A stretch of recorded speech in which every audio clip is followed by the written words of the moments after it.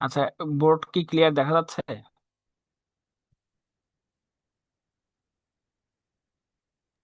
জি sir. জি ওকে,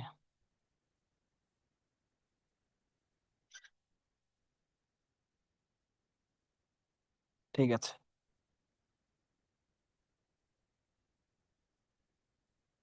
তাহলে আজকে আমাদের আলোচনার বিষয় হচ্ছে ক্লোজ। আচ্ছা, ক্লোজ শব্দের অর্থ কি কি কেউ কি জানেন? ক্লোজ শব্দটার অর্থ কি? বাক্যাংশ। বাক্য অংশ। আর কেউ?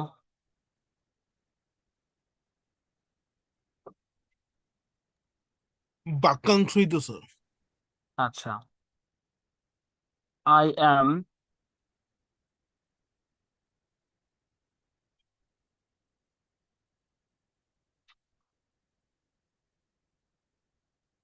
I am a doctor. I M a doctor, বলেন তো এটা কি বাক্য অংশ? এটা তো একটা বাক্যই স্যার, আই এম এ এটা ডক্টর। বাক্য স্যার। আচ্ছা, এটা বাক্য অংশ না, তাই না? এখন বিষয় হচ্ছে যে আসলে ক্লোজ শব্দটার অর্থ কি। সঠিক অর্থটা আমাদের আগে জানতে হবে, কারণ যে কোনো একটা টপিক পড়ার পূর্বে ওই টপিকের আসলে নামের সঙ্গে সম্পর্ক কি, তাই না? এখন আপনারা দেখবেন যে বিভিন্ন পরীক্ষায় যে প্রশ্নগুলো আসে অথবা আমরা বিভিন্ন বইয়ে দেখতে পাই যে তিন ভাবে আলোচনা করা হয়েছে বা তিন প্রকার, তাই না? যে প্রিন্সিপাল ক্লোজ, সাবঅর্ডিনেট ক্লোজ আর কোঅর্ডিনেট ক্লোজ। আচ্ছা, আমরা অনেক সময় একটা জিনিস দেখতে পাই যে প্রিন্সিপাল ক্লোজের যখন আলোচনা করা হয় তখন সেন্টেন্স দেয় এরকম না, দেখেন তো, I am student, I M a doctor, I cook rice, I am exploring very attentively, এরকম সেন্টেন্স থাকে নাকি? আমাকে কেউ একজন অ্যাসিস্ট করেন, ভুল বলেন সমস্যা নেই, এখান থেকে আমাদের কিছু অথেন্টিক তথ্য বের করতে হবে। স্যার আপনার স্ক্রিনটা কেন জানি মনে হয় আটকায় গেছে, নাকি আমারই প্রবলেম হচ্ছে বুঝতে পারতেছি না। আর না, আমার এখানে বাকিরা বাকিরা দেখতে পাচ্ছেন কি? তারা আপনি কি নীল স্ক্রিন শুধু ব্যবহার করতেছেন? হ্যাঁ হ্যাঁ হ্যাঁ, আমি নীল স্ক্রিন ব্যবহার করতেছি, শুধু নীল স্ক্রিন। আচ্ছা, ঠিক আছে। এই যে লেখা দেখা লোগো যাচ্ছে, দেখেন। ছাড়া লোগো ছাড়া মনে হচ্ছিল উইন্ডোজের যে ব্লু স্ক্রিন প্রবলেম, ওইটা ভাবছিলাম যে কিছু হচ্ছে নাকি। আচ্ছা, হ্যাঁ স্যার, বুঝতেছি। এই যে স্যার আপনি পেনের কালারটা একটু চেঞ্জ করবেন। হ্যাঁ, আমি প্লেনের কালার তো চেঞ্জ করেছি, আমি এই যে হলুদ দিয়েছি। হ্যাঁ স্যার, এখন দেখতে পাচ্ছি। ওকে ওকে, ঠিক আছে। হয়তো নেটের প্রবলেমের কারণে একটু সমস্যা হতে পারে, সমস্যা নেই। এখন বিষয় হচ্ছে কি, দেখেন, আমরা যখন ক্লোজ পড়ি বিভিন্ন বই, হ্যাঁ, দেখা যায় যে আই এম এ স্টুডেন্ট অথবা আই এম এ ডক্টর, এটাই বলা হয় যে মেইন ক্লোজ, তাই না? মেইন ক্লোজের উদাহরণটা এরকমই থাকে। আমি একটা জিনিস আপনাদের দেখাই, দেখেন একটু সবাই। যেমন ক্লোজটা অত্যন্ত গুরুত্বপূর্ণ, তো যার ফলে আমি একটু ডিটেলসে আলোচনা করতে চাচ্ছি। হ্যাঁ। আচ্ছা, এই যে এখানে দেখেন, সবাই কি স্ক্রিন দেখতে পাচ্ছেন তো নাকি? জি স্যার। আচ্ছা, এখানে দেখেন প্রিন্সিপাল ক্লোজ এর উদাহরণটা খেয়াল করেন। এই যে এই উদাহরণটা খেয়াল করেন, দেখেন এইখানে হচ্ছে এটাই প্রিন্সিপাল ক্লোজের উদাহরণ। এরকম প্রত্যেকটা বইয়ে এরকম উদাহরণ আছে যে sitting in traffic drives me crazy, তাই না? এটাই হচ্ছে, এই অংশটুকুকে বলা হয় কি মেইন ক্লোজ। এখন কথা হচ্ছে যে আমরা ক্লোজ শব্দের অর্থ শুধু জানি কি খণ্ড বাক্য, তাই না? কিন্তু ক্লোজ শব্দের অর্থ শুধু খণ্ড বাক্য না, আর হচ্ছে ক্লোজ শব্দের অর্থ কি হতে পারে, খণ্ড বাক্য এবং উপাদান বাক্য, অর্থাৎ যা দিয়ে বাক্য তৈরি হয়। আমি আরেকটা তথ্য আপনাদের দিই, সেটা হচ্ছে আপনারা অক্সফোর্ড বা কেমব্রিজে এখনই কেউ সার্চ দিতে পারেন, যে ক্লোজ শব্দটা লিখে সার্চ দেন, এখানে পাবেন যে এই তথ্যগুলো আমি বলি, সেই তথ্যগুলো আগে। সেটা হচ্ছে ক্লোজ তারা ভাগ করেছে চার ভাগে, আমরা যেটাকে সেন্টেন্স বলি। তার মানে তারা হচ্ছে ক্লোজ বলতে সেন্টেন্সকেই বুঝাইছে। ক্লোজ মানে হচ্ছে সেন্টেন্স, এটাই তারা বুঝিয়েছে অক্সফোর্ডে, হ্যাঁ, অক্সফোর্ডে, হ্যাঁ। এখন বিষয় হচ্ছে যে তাহলে তারা কেন ক্লোজ, আবার তারা হচ্ছে ক্লোজকে ভাগ করেছে 4 ভাগে। এটা কি কি হচ্ছে? ডিক্লারেটিভ বা অ্যাসার্টিভ, তারপরে ইন্টারোগেটিভ, ইম্পারেটিভ আর এক্সক্লামেটরি। তারা হচ্ছে অপটাটিভ সেন্টেন্সটাকে বাদ দিয়েছে।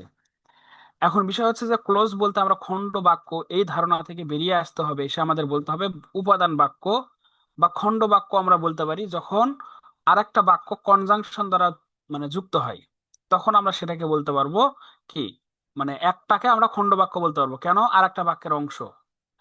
এখন বিষয় হচ্ছে যে এই শব্দের সঙ্গে এই ক্লোজের খুব গুরুত্বপূর্ণ একটা সম্পর্ক আছে, আমি আস্তে আস্তে ভিতরে যাব তখন বুঝতে পারবেন।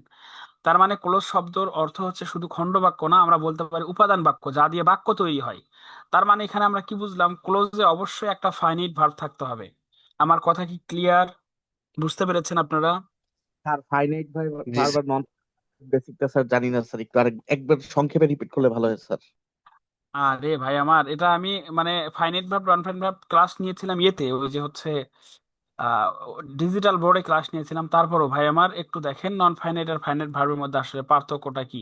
আমি এই যে এখানে দেখাচ্ছি, দেখেন, খেয়াল করেন। প্রথম কথা হচ্ছে কি ফাইনাইট ভার্ব। ফাইনাইট ভার্ব অর্থ কি? ফাইনাইট ভার্ব অর্থ হচ্ছে সমাপিকা ক্রিয়া। সমাপিকা ক্রিয়া, তাই না? এখন এটাকে কিভাবে আমরা চিনবো, আমাদের চেনা হচ্ছে মেইন উদ্দেশ্য। এখন আমাদের মানে মনে রাখতে হবে কিভাবে, দেখেন, যেহেতু আপনি প্রশ্নটা করেছেন এটা আমি স্কিপ করে কখনোই যেতে পারি না। হ্যাঁ, দেখেন, যে ফাইনাইট ভার্ব শব্দের অর্থ হচ্ছে সমাপিকা ক্রিয়া। এখন কথা হচ্ছে আমাদের মাথায় রাখতে হবে যে যে ভার্ব দেখে, যে ভার্ব দেখে দেখে কি করা যায়, টেন্স চেনা যায়। চেনা যায়, যে ভার্ব দেখে সহজেই টেন্স চেনা যায় সেটা হচ্ছে ফাইনাইট ভার্ব। হ্যাঁ, আর একটা কথা আছে, যে ভার্ব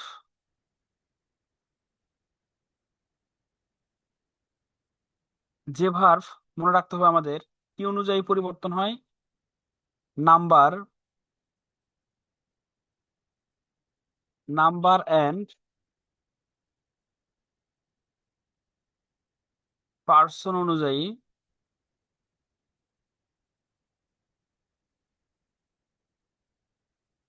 কি হয়, পরিবর্তন হয়।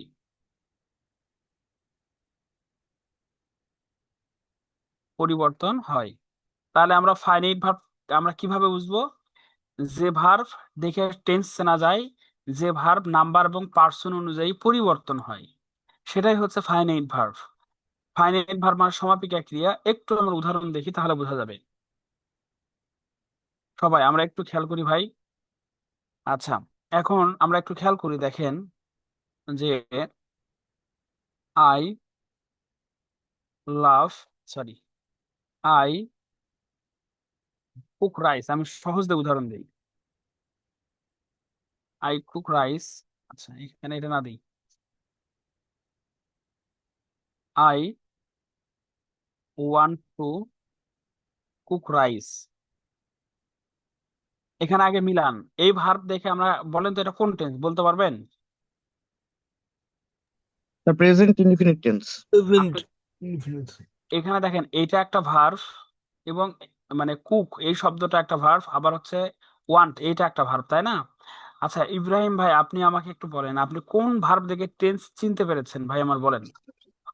স্যার ওই যে প্রথমটা আই ওয়ান্ট মানে প্রিন্সিপাল ভার্ব যেটা। তাই না, এটা দেখে আমরা, তাহলে এইটা এখন দেখেন আমরা কিন্তু প্রথম একটা মানে প্রথমটার সঙ্গে আমরা মিলে নিয়েছি, তাই না?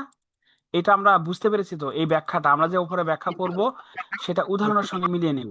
এরপর আমি একটু আবার কি লিখতেছি, দেখেন, যে Eva one to cook rice. এই সেন্টেন্সে ভুল কোথায় বলতে পারবেন কি? যে কেউ বলতে পারবেন, বলেন। স্যার থার্ড পারসন কিভাবে সিঙ্গুলার ওয়ান্ট যুক্ত হবে। ওয়ান্স তার মানে এখানে ওয়ান্টস হবে, তার মানে এই ভার্বের সাথে কি ওয়ান্টস কুকস হবে? স্যার তাহলে এখানে বলেন তো কোন ভার্বটা নাম্বার, এটা একটা নাম্বার না, কোন নাম্বার? সিঙ্গুলার নাম্বার, কোন পার্সন? Third person. তার মানে নাম্বার আর পার্সন অনুযায়ী কি এখানে ভার্বটা চেঞ্জ হয়েছে কিনা? এক্স্যাক্টলি।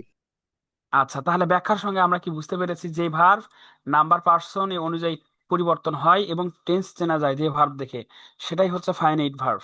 হ্যাঁ, আবার আমাদের মনে রাখতে হবে যে যেই ভার্ব ছাড়া সেন্টেন্স সম্পূর্ণ হয় সেটাই হচ্ছে মানে মেইন ভার্ব। এখন আমি এখান থেকে এই ওয়ান্সটা উঠাই দিলাম, এই সেন্টেন্স কি হয়েছে দেখেন তো, ইভা টু কুক রাইস। না, হচ্ছে না। এখন আমি এই ভার্বটা, যেই ভার্ব ছাড়া সেন্টেন্স হয় সেটা হচ্ছে নন ফাইনাইট ভার্ব। এখন দেখেন তো হয়েছে কিনা। এক্স্যাক্টলি সেন্টেন্স হয়, ইভা ওয়ান্টস রাইস, ইভা ভাবছে, হ্যাঁ, হতে পারে। আচ্ছা। হ্যাঁ, আমাদের বিভিন্ন পদ্ধতিও জানতে হবে, অনেক সময় দেখা যায় যে পদ্ধতি কাজে লাগে, তাই না? আচ্ছা, ফাইনাইট ভার্ব কি বুঝেছেন ভাই?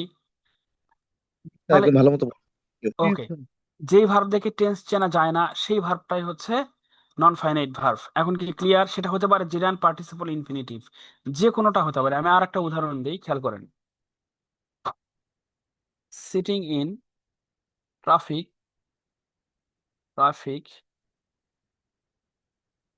Drives me crazy. এইখানে বলেন তো, এই যে সিটিং, এই শব্দটা কি ভার্ব, ফাইনাইট ভার্ব? না স্যার, ফাইনাইট ভার্ব না, এটা নন ফাইনাইট ভার্ব। এটা কিন্তু নন ফাইনাইট ভার্ব, এখানে এটা জিরান্ডের কাজ করেছে, তাই না? কিন্তু এখানে এই যে ড্রাইভস, এইটাই হচ্ছে কি ভার্ব, এটাই হচ্ছে ফাইনাইট ভার্ব। তাহলে ভাই এখন দেখেন, এই এখানে আমি আর একটা তথ্য দিই আপনাদের, আমি শুরুতে পড়িয়েছিলাম আপনাদের যে now sorry, gerund dot dot dot noun, এটা হয় নাউন ফ্রেজ। হ্যাঁ, এই যে প্রিপজিশনের পরে আছে ট্রাফিক, এই ট্রাফিক শব্দটা হচ্ছে নাউন। এই পুরোটা মিলে একটা নাউন ফ্রেজ হয়। এখানে ভার্ব হয়েছে সিঙ্গুলার। যদি কোনো নাউন ফ্রেজ, সাধারণত যদি কোনো নাউন ফ্রেজ যদি সাবজেক্ট হয় অথবা নাউন ক্লোজ সাবজেক্ট হয়, তাহলে ভার্বটা হবে অবশ্যই সিঙ্গুলার। আমাদের মাথায় রাখতে হবে এটা, হ্যাঁ। আচ্ছা ভাই, non finite verb finite verb কি ক্লিয়ার? জি ভাই, একদম ভালো মতো ক্লিয়ার। জি okay, sir, thank sorry. You. জি জি, সমস্যা নাই ভাই, সমস্যা নাই। Thank you. আচ্ছা, তাহলে আমরা একটু আগাই।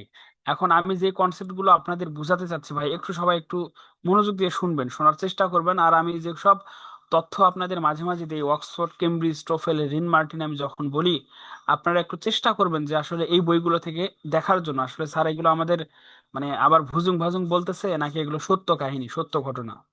কারণ অক্সফোর্ড কেমব্রিজে আমি সার্চ দিলে যেটা পাবেন, আপনি সার্চ দিলে সেটাই পাবেন, হ্যাঁ। আচ্ছা, আমার মনে হয় এখানে এখন বের করাই আছে।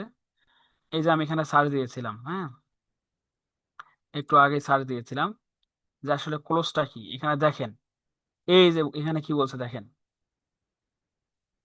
ক্লোজের সংজ্ঞা এখানে আছে। আবার এখানে বলছে যে ক্লোজকে চার ভাগে ভাগ করা হয়েছে, দেখছেন? চার ভাগে, এই যে এখানে মেবি আছে। আচ্ছা, ওটা আবার বের করতে হবে। আচ্ছা থাক, ওটা আপনারা সার্চ দিন, বাকিটা এমনি দেখতে পারবেন। আচ্ছা, তার মানে আমরা এখানে কি বুঝতে পেরেছি? জি স্যার। আচ্ছা, এখন আমরা যে ক্লোজের সংজ্ঞায়, ক্লোজ কাকে বলে একটু খেয়াল করি সবাই, যে দেখেন একটু, যে ক্লোজ কাকে বলে, a group of words that includes a subject and a verb. এখানে এ ভার্ব বলা হয়েছে, এটাই হচ্ছে finite verb, and forms a sentence or part of sentence. অর্থাৎ যেটা একটা বাক্য, তার মানে ক্লোজের একটা ধারণা থেকে আমরা বুঝতে পারলাম যেটা একটা সিঙ্গেল সেন্টেন্স গঠন করতে পারে, একটা কমপ্লেক্স বা কম্পাউন্ড সেন্টেন্সও গঠন করতে পারে, অথবা ক্লোজ একটা বড় সেন্টেন্সের অংশ হতে পারে, তাই না? সেন্টেন্স তো যতদূর পর্যন্ত ফুল স্টপ থাকে ততদূর পর্যন্ত হয় একটা সেন্টেন্স, সেই একটা সেন্টেন্সের পার্টও হতে পারে। তার মানে ক্লোজ শব্দটার সঙ্গে আমরা কি সঠিকভাবে পরিচিত হতে পারলাম? আচ্ছা, আমরা এই ব্যাখ্যাটা এখন দেখি। দুটোই হচ্ছে অক্সফোর্ড থেকে নেওয়া, দেখেন। A clause is the basic unit of grammar. A clause must contain a verb. অবশ্যই একটা ভার্ব বহন করবে। তার মানে কি, ক্লোজে অবশ্যই কি থাকতে হবে? ভার্ব থাকতে হবে, কিন্তু ফ্রেজে ভার্ব না থাকলেও চলবে। Typically a clause is made of a subject, a verb, phrase and sometimes a complement. তার মানে অবশ্যই একটা ভার্ব দিয়েও একটা ক্লোজ হতে পারে। কি বলছে এখানে দেখেন, typically close is made of a subject, verb, অর্থাৎ একটা সাবজেক্ট থাকতে হবে অথবা একটা ভার্ব অথবা ফ্রেজ থাকতে হবে। মানে তারপরে ভার্ব ফ্রেজও থাকতে পারে, ভার্ব ফ্রেজ, এ ভার্ব ফ্রেজও থাকতে পারে, অথবা তারপরে মানে সামটাইমস এ কমপ্লিমেন্ট, এরপরে একটা কমপ্লিমেন্টও থাকতে পারে। অবশ্যই ভার্ব থাকতে হবে, হ্যাঁ, তাহলে সেটা হবে ক্লোজ। তার মানে এখানে আমরা বুঝতে পারলাম যে ক্লোজ কাকে বলে এবং ক্লোজটা কি। ভাই, এটা কি সবার ক্লিয়ার আসলে ক্লোজ কাকে বলে? জি স্যার। আমরা একটু সামনের দিকে মার্চ করি। ক্লোজ সাধারণত তিন ভাগে আলোচনা করা হয়। একটা প্রিন্সিপাল ক্লোজ, যার নাম হচ্ছে যার নাম হচ্ছে সরি ইন্ডিপেন্ডেন্ট ক্লোজ এবং মেইন ক্লোজ, আর একটা হচ্ছে কোঅর্ডিনেট ক্লোজ, আর একটা হচ্ছে সাবঅর্ডিনেট ক্লোজ। আমরা এই তিনটা ক্লোজ আজকে দেখব এবং এইখান থেকে আমরা আরো কিছু তথ্য জানবো যে এই সাবঅর্ডিনেট ক্লোজকে তিন ভাগে ভাগ করা হয়েছে, আমরা এগুলো জানবো। আমাদের একটু মনোযোগী হতে হবে। আচ্ছা, আচ্ছা, এখন আমরা দেখি যে আসলে প্রিন্সিপাল ক্লোজটা কি। সবাই আমরা একটু মনোযোগী হব, এখানে খেয়াল করে সবাই যে আসলে প্রিন্সিপাল ক্লোজটা কি। বলছে প্রিন্সিপাল ক্লোজ এর অর্থ হচ্ছে কি, এর অর্থ হচ্ছে প্রধান খণ্ড বাক্য বা প্রধান খণ্ড বাক্য, তাই না? বা যা দ্বারা বাক্য তৈরি করে, একটা মূল বাক্য তৈরি করে। অর্থাৎ এখানে আমাদের একটা বিষয় খেয়াল রাখতে হবে, একটি মাত্র ফাইনাইট ভার্ব থাকে কিন্তু একাধিক নন ফাইনাইট ভার্ব থাকতে পারে। এ ক্লোজের পূর্বে কোনো কনজাংশন থাকে না, অর্থাৎ এ ক্লোজের পূর্বে কোনো কনজাংশন থাকা যাবে না। যেমন আমরা খেয়াল করি, এখানে দেখেন যে sitting in in traffic drives me crazy, এই অংশটুকু খেয়াল করেন যে এই অংশের পূর্বে কি কোনো কনজাংশন আছে? দেখেন, এই অংশের পূর্বে মানে পূর্বে মানে এখানে কোনো কনজাংশন আছে? না স্যার। তার মানে আমরা এখানে মানে কমপ্লিটলি শিওর যে মেইন ক্লোজের পূর্বে কোনো কনজাংশন থাকবে না। আর এখানে কোনো দ্বিধা দ্বন্দ্ব বা কোনো শব্দ থাকবে না যুক্তকারী। আচ্ছা, এরপরে আমরা খেয়াল করি when I go to my office, এখানে খেয়াল করেন অফিস বলছে এখানে, যখন আমি যখন আমি কোথায় আমার অফিসে যাই। ভাই একটু এখানে আমার খেয়াল করেন তো, মানে আমি যদি এটা বলি যখন আমি স্কুলে যাই, তখন আপনার শোনার ইচ্ছা হচ্ছে কিনা? জি এর স্যার, পূর্বে, আকাশ হ্যাঁ পরের। হ্যাঁ এর পূর্বে মনে হয় আরো কিছু আছে, তাই না? শুধু এইটুকু যদি আমি অর্থ করি যে যখন আমি অফিসে যাই, যখন আমি আমার অফিসে যাই, তার মানে এখানে যখন শব্দটা আমাদের মনের মাঝে একটা সন্দেহ তৈরি করেছে, এর পূর্বে আরো কোনো কি, এর পূর্বে আরো কোনো সেন্টেন্স আছে। তার মানে এখানে আমরা একটা জিনিস বুঝতে পারলাম যে এই অংশটুকু এমন একটা ক্লোজ, যে ক্লোজ এই পূর্বে যে ক্লোজ থাকবে বা এই ক্লোজ ছাড়া অর্থ প্রকাশ করতে পারবে না, তাই না? এর সম্পূর্ণ অর্থ প্রকাশ করতে গেলে, তার মানে এখান থেকে ক্লিয়ার যে কমপ্লিট, এইখানে কিন্তু এই সেন্টেন্স ছাড়াও এই সেন্টেন্সের অর্থ হবে এই যে একটু সিটিং ইন ইন ট্রাফিক, দেখেন ড্রাইভস মি ক্রেজি, এই অংশটুকুর অর্থ এই অংশ ছাড়া সম্ভব। তার মানে এখান থেকে আমরা একটা জিনিস ক্লিয়ার যে মেইন ক্লোজের অর্থ অন্য ক্লোজের উপর ডিপেন্ড করে না, তাই না? আচ্ছা, sitting in traffic drives me crazy, এইখানে এই যে এটা হচ্ছে ফাইনাইট ভার্ব, এটা হচ্ছে নন ফাইনাইট ভার্ব, এবং এখানে এই যে এইখান থেকে ক্রেজি থেকে এই অংশটুকু হচ্ছে কি ক্লোজ, প্রিন্সিপাল ক্লোজ। আমি আশা করছি ক্লিয়ার। আমি এখানে আর একটা উদাহরণ দিয়েছি আপনাদের বোঝার সুবিধার্থে। Kabir was going to market to buy a gift for giving me one of his friend, এখানে খেয়াল করেন গিভিং এটাও একটা ভার্ব, তাই না? আবার গিভ বাই এটাও একটা ভার্ব। তার মানে আমি ওই যে বলেছিলাম মনে আছে যে একটা ক্লোজে একাধিক নন ফাইনাইট ভার্ব থাকতে পারে, তার মানে এখানে দেখেন এই দুইটা হচ্ছে নন ফাইনাইট ভার্ব। জি মিলছে। আচ্ছা, এখানে এই যে এই দুটো হচ্ছে নন ফাইনাইট ভার্ব, কিন্তু একটাই হচ্ছে ফাইনাইট ভার্ব, এটা দেখে আমরা টেন্স চিনতে পারতেছি। তার মানে এখন এইখানে কি আর অন্য কোনো ক্লোজ আছে, বা এই বাক্য কিন্তু কনজাংশন দ্বারা যুক্ত নাই, তার মানে এটাই ক্লোজ। আমি আবারও বলছি যে আমাদের বুঝতে হবে আসলে ক্লোজের ফিলোসফিটা কি। ক্লোজের ফিলোসফি হচ্ছে, ক্লোজের ফিলোসফি হচ্ছে শুধু ক্লোজ মানে খণ্ড বাক্য না, ক্লোজ মানে হচ্ছে এমন বাক্য, মানে ক্লোজ হচ্ছে এমন একটা উপাদান যা দিয়ে বাক্য গঠন করা হয়, সেটাই হচ্ছে ক্লোজ। অবশ্যই ক্লোজের মাঝে একটা ভার্ব থাকতে হবে। ভাই প্রিন্সিপাল ক্লোজ ক্লিয়ার সবার? জি ওকে, আচ্ছা, এখন আমরা একটু পরের দিকে আগাই। এরপরে দেখেন কোঅর্ডিনেট ক্লোজ, এটা হচ্ছে সমন্বয় সংযোজক, অব্যয় না, এখানে আসলে ক্লোজ হবে খণ্ডবাক্য। এই শব্দগুলো এখানে আমরা একটু খেয়াল করি, এই যে এখানে হচ্ছে ফর, অ্যান্ড, নর, বাট, ইয়েট, সো, অর, এই শব্দগুলোকে বলা হয় হচ্ছে কোঅর্ডিনেটিং কনজাংশন। আর এই কোঅর্ডিনেটিং কনজাংশন দ্বারা যেই ক্লোজ গঠন হয় সেই ক্লোজকে বলা হয় কোঅর্ডিনেট ক্লোজ। ক্লিয়ার? আমি আবারও বলছি এগুলো হচ্ছে কোঅর্ডিনেট ক্লোজ কনজাংশন, এগুলো কি বলেন তো? Coordinating conjunction. এই কনজাংশন দ্বারা যে ক্লোজটা তৈরি হবে সেই ক্লোজের নাম হচ্ছে কোঅর্ডিনেট ক্লোজ। ভাই এটা কি সবাই ক্লিয়ার হয়েছেন? জি স্যার। আচ্ছা, কোঅর্ডিনেটিং কনজাংশন দ্বারা যুক্ত সেন্টেন্সকে বলা হয় কম্পাউন্ড সেন্টেন্স। তাহলে কোঅর্ডিনেটিং কনজাংশন দ্বারা যেই অংশটুকু যুক্ত থাকবে সেই অংশকে কি বলা হবে? কম্পাউন্ড সেন্টেন্স বলা হবে। আচ্ছা, এরপর আমরা আরেকটু আগাই, একটু খেয়াল করি সবাই।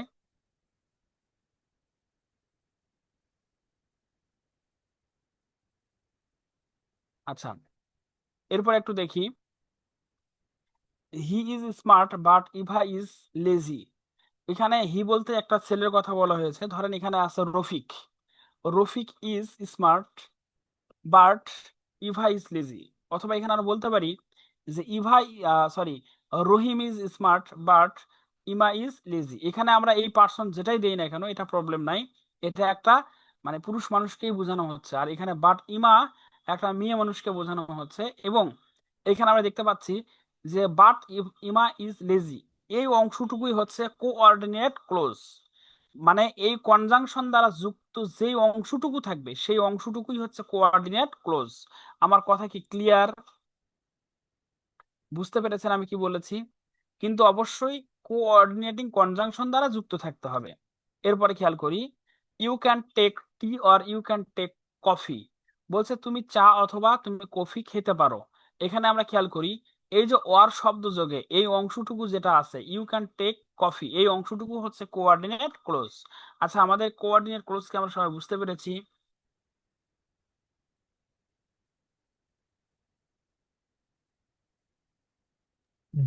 জি স্যার।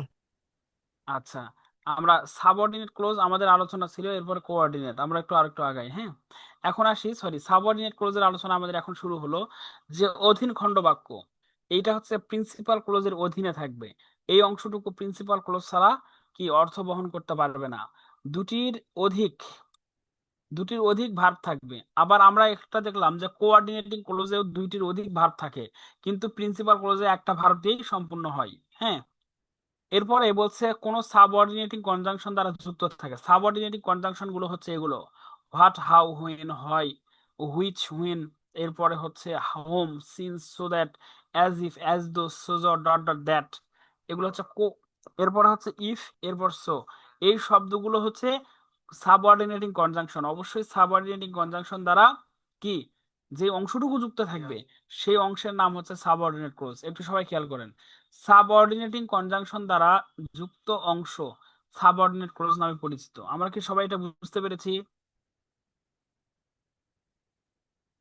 এরপরে দেখি, সাবঅর্ডিনেট কনজাংশন দ্বারা যুক্ত সেন্টেন্সকে কমপ্লেক্স সেন্টেন্স বলা হয়, কিন্তু কোঅর্ডিনেট ক্লোজ দ্বারা যুক্ত সেন্টেন্সকে কি বলা হয়?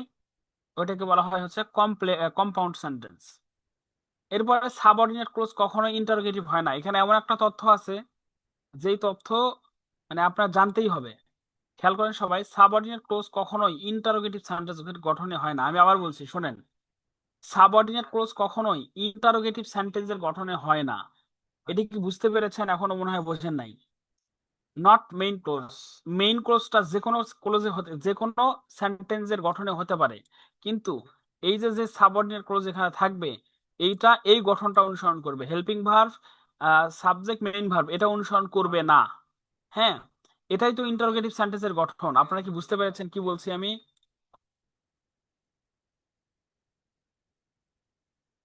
আচ্ছা, আমরা উদাহরণ দেখি। এখন কেউ একজন বলেন, I will call you when do I arrive at the station. এই সেন্টেন্সটা ভুল না সঠিক?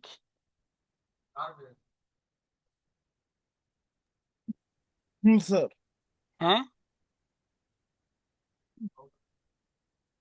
Hmm sir. আচ্ছা, আর কেউ এই সেন্টেন্স সঠিক না ভুল? আর কেউ?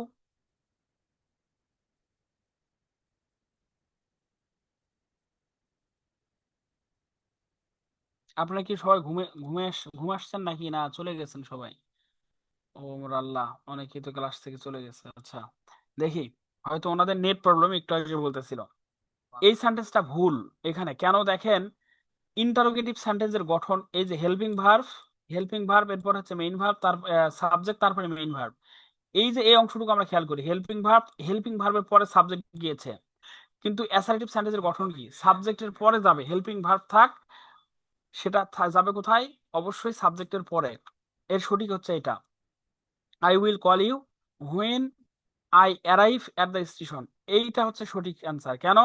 দেখেন সাবজেক্টের পরে আছে ভার্ব, আর যখন অক্সিলারি ভার্বটা সাবজেক্টের পূর্বে চলে আসে তখন এটা হয়ে যায় হচ্ছে ইন্টারোগেটিভ সেন্টেন্স। আর এইখানে স্পষ্টভাবে বলা আছে সাবঅর্ডিনেট ক্লোজ কখনোই কি হয় না, ইন্টারোগেটিভ সেন্টেন্সের গঠনে হয় না। আমি আশা করছি এটা আপনাদের ক্লিয়ার। আচ্ছা, এইগুলো হচ্ছে সাবঅর্ডিনেট ক্লোজের গঠন। এই যে এই অংশটুকু when I go to my office, এই অংশটুকু হচ্ছে সাবঅর্ডিনেট ক্লোজ। এটা কি সবাই বুঝতে পেরেছেন যে অবশ্যই সাবঅর্ডিনেটিং কনজাংশন দ্বারা যুক্ত থাকবে? আবার দেখেন what he was thinking when he made the decision, এই পুরো অংশটুকুই হচ্ছে কি ক্লোজ? Subordinate clause. কেন? এই যে এখানে হট দ্বারা শুরু হয়েছে, এখানে একটা ফাইনাইট ভার্ব আছে। আবার দেখেন যদি বলা হয় when he made that decision, এই অংশটুকু হচ্ছে সাবঅর্ডিনেট ক্লোজ। এখানে দুইটা সাবঅর্ডিনেট ক্লোজ আছে। তার মানে আমরা এখানে বুঝলাম যে সাবঅর্ডিনেট ক্লোজটা যে কোনো মানে সাবঅর্ডিনেট অর্থাৎ একাধিক সাবঅর্ডিনেট ক্লোজ থাকতে পারে একটা সেন্টেন্সে। হ্যাঁ, আর এই যে আই ডোন্ট নো, এই অংশটুকু হচ্ছে মেইন ক্লোজ। সবার কি সাবঅর্ডিনেট ক্লোজটা ক্লিয়ার?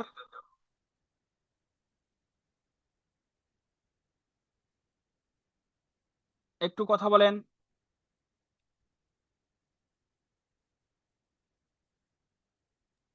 জি স্যার। ওকে, এই যে সাবঅর্ডিনেট ক্লোজকে তিন ভাগে ভাগ করা হয়েছে। আমি আবারও বলছি, একটু সবাই শুনবেন, যে অনেক সময় দেখা যাচ্ছে যে প্রশ্নের নিচে দাগ দেওয়া থাকবে না, আপনাকে ক্লোজ নির্ণয় করতে বলবে। যখন দেখবেন যে একটা প্রশ্নে এই তিনটা মানে এই তিনটা কি আছে, নৈর্ব্যক্তিকে আছে, আপনাকে তখন বুঝতে হবে যে সাবঅর্ডিনেট ক্লোজটা আপনাকে আইডেন্টিফাই করতে হবে। আপনাকে জাস্ট একটা প্রশ্ন দিয়ে বলবে এটা সঠিক অ্যান্সার কোনটা, কোনো দাগ দেওয়াও থাকবে না মাঝে মাঝে।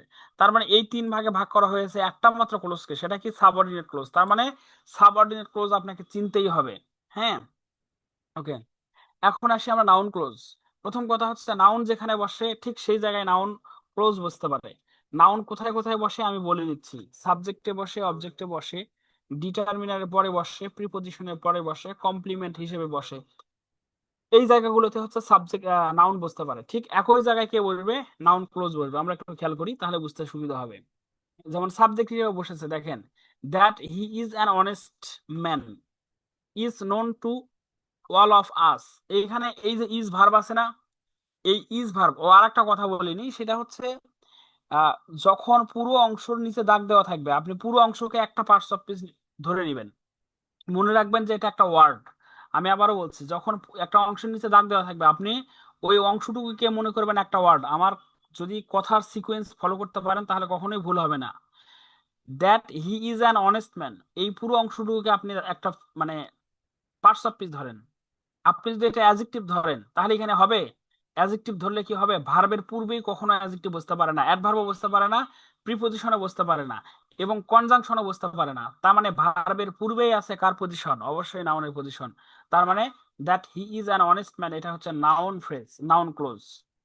এরপরে খেয়াল করি, অবজেক্ট হিসেবে বসতে পারে। কি হিসেবে বসতে পারে? অবজেক্ট হিসেবে। এখন খেয়াল করেন যে মানে আমরা যখন হচ্ছে ক্লোজ নির্ণয় করব তখন আর একটা বিষয় দেখবো। এই পুরো অংশের নিচে দাগ দিয়ে আছে, তাই না? এখন দেখেন তো, এই পুরো অংশের নিচে যে দাগ দিয়ে আছে, এইখানে ইট বসান্ত দিয়ে সেন্টেন্সটা, এই ভার্বের অর্থটা কমপ্লিট হয় কিনা? আই নো ইট, যদি এই ভার্বের অর্থটা কমপ্লিট হয় তার মানে এই অংশটুকু হচ্ছে নাউন ক্লোজ। আমাদের এই পদ্ধতিটা খেয়াল রাখতে হবে যে এই অংশটুকুর নিচে আমরা ইট দিব, দিয়ে এই ভার্বের যদি অর্থটা প্রকাশ করতে পারে, যে অর্থ যদি বিকৃতি না হয়, তাহলেই এই অংশটুকু হচ্ছে নাউন ক্লোজ এবং এই ভার্বের হচ্ছে অবজেক্ট। এরপরে দেখি,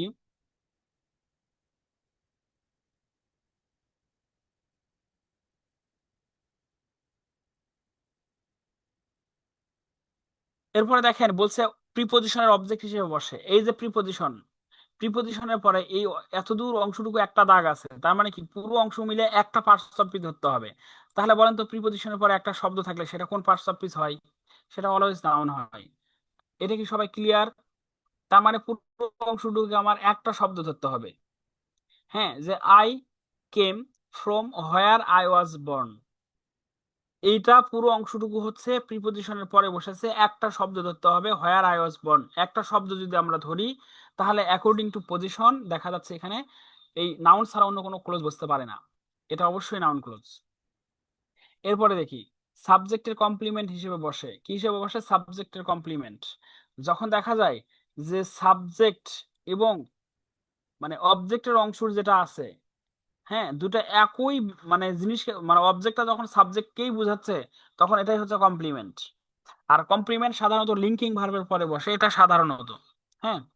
আচ্ছা, এই জন্য এটা বলছে this is why he supported me. এখানে দেখেন ইজ ভার্বের পরে পুরো অংশ নিচে দাগ দেওয়া আছে। এই পুরো অংশটুকুই হচ্ছে কি বলেন তো একটা নাউন ফ্রেজ। কারণ নাউনের ক্ষমতা আছে কমপ্লিমেন্ট হবার। আমরা যখন নাউন পড়েছি হয়তো এটা অনেকেই খেয়াল করেছি। আর ভাই পার্টস অফ স্পিচের বাহিরে গ্রামারের কোনো কিছুই নেই। হ্যাঁ, parts of speech equal grammar. Parts of speech এমন একটা বিষয়, আপনি যদি নাউন প্রোনাউন ভার্ব অ্যাডজেক্টিভের সঠিকভাবে আপনি যদি বুঝতে পারেন, তাহলে আপনি গ্রামারের আপনি কখনো রুলস মুখস্থ করতে হবে না। আমরা অনেকেই কি করি, পার্টস অফ স্পিচ আমরা দেখা যায় যে হচ্ছে অর্ধেক বুঝি অর্ধেক বুঝি না। আমি এই কথাটা আপনাদের অনেকবার বলেছি যে দেখেন আমাদের parts of speech important. Parts of speech কোথায় কিভাবে বসে, পার্টস অফ স্পিচ পড়তে গেলে আমাদের বেশ কিছু বিষয় খেয়াল রাখতে হয়। পজিশন ইম্পর্টেন্ট, অর্থ ইম্পর্টেন্ট। মেইন কথা হচ্ছে পজিশনটা ইম্পর্টেন্ট, পজিশনটা বোঝা। এরপরে দেখেন অবজেক্ট এর কমপ্লিমেন্ট, অর্থাৎ কমপ্লিমেন্ট যে দুই প্রকার আছে, সাবজেক্ট কমপ্লিমেন্ট আর অবজেক্ট কমপ্লিমেন্ট। হ্যাঁ, এখানে খেয়াল করেন he explained me why he did so. এইখানে এই যে হয় অংশটুকু হচ্ছে মির কমপ্লিমেন্ট, যার ফলে এখানে এই অংশটুকু হচ্ছে অবজেক্ট। এবং আপনি যদি এখানে ইট বসান তাহলে দেখেন তো সেন্টেন্সটা হয় নাকি। হি এক্সপ্লাইন্ড, হি এক্সপ্লাইন মি ইট, সেন্টেন্স হয়েছে। তার মানে এই অংশটুকুই হচ্ছে নাউন ক্লোজ। এরপরে দেখেন অ্যাডজেক্টিভের কমপ্লিমেন্ট হিসেবে বসে। যেমন অ্যাডজেক্টিভের পরে আমরা এটাও বলতে পারি যে আমরা যখন অ্যাডজেক্টিভ পড়েছি তখন আমি বলেছিলাম যে সাধারণত অ্যাডজেক্টিভের পরে একটা শব্দ যদি থাকে সেটা সাধারণত নাউন হয়। হ্যাঁ, এখানে দেখেন যে শিওর শব্দটা নাউন, এরপরে একটা দাগ দেওয়া আছে, মানে কি পুরো অংশ মিলে একটা শব্দ ধরতে হবে, যার ফলে এই অংশটুকুই হচ্ছে এখানে নাউন ফ্রেজ। আচ্ছা, নাউন ফ্রেজ কি কেউ বুঝতে পারেননি এমন কেউ আছেন?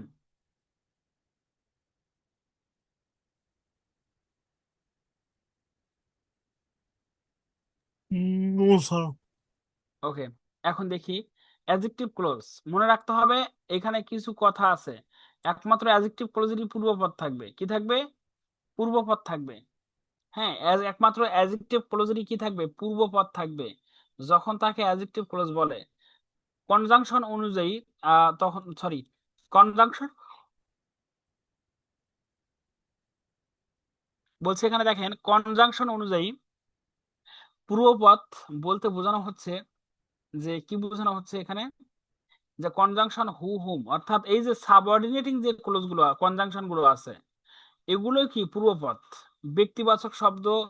মানে মেইন কথা এটা নির্ভর করবে যে রিলেটিভ প্রোনাউন পড়িয়েছিলাম, মনে আছে আপনাদের, যে এটাই হচ্ছে পূর্বপদ বা অ্যান্টিসিডেন্ট।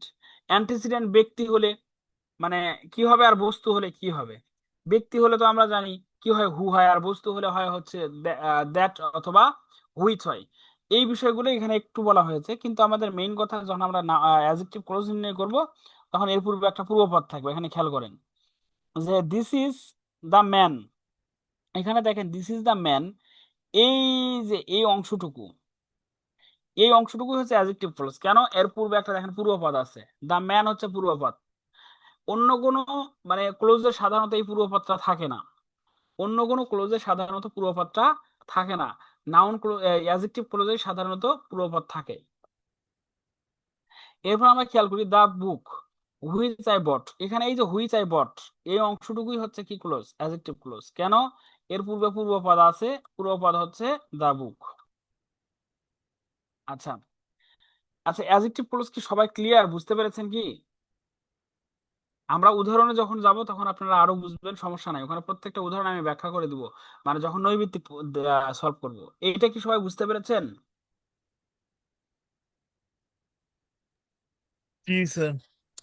ওকে, এরপরে আসি অ্যাডভার্বাল ক্লোজ। আমাদের মাথায় রাখতে হবে যে পূর্বপদ থাকে না।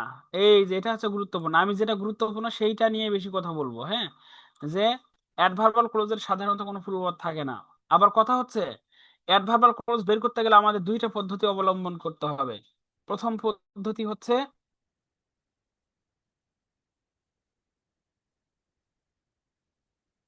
প্রথম হচ্ছে,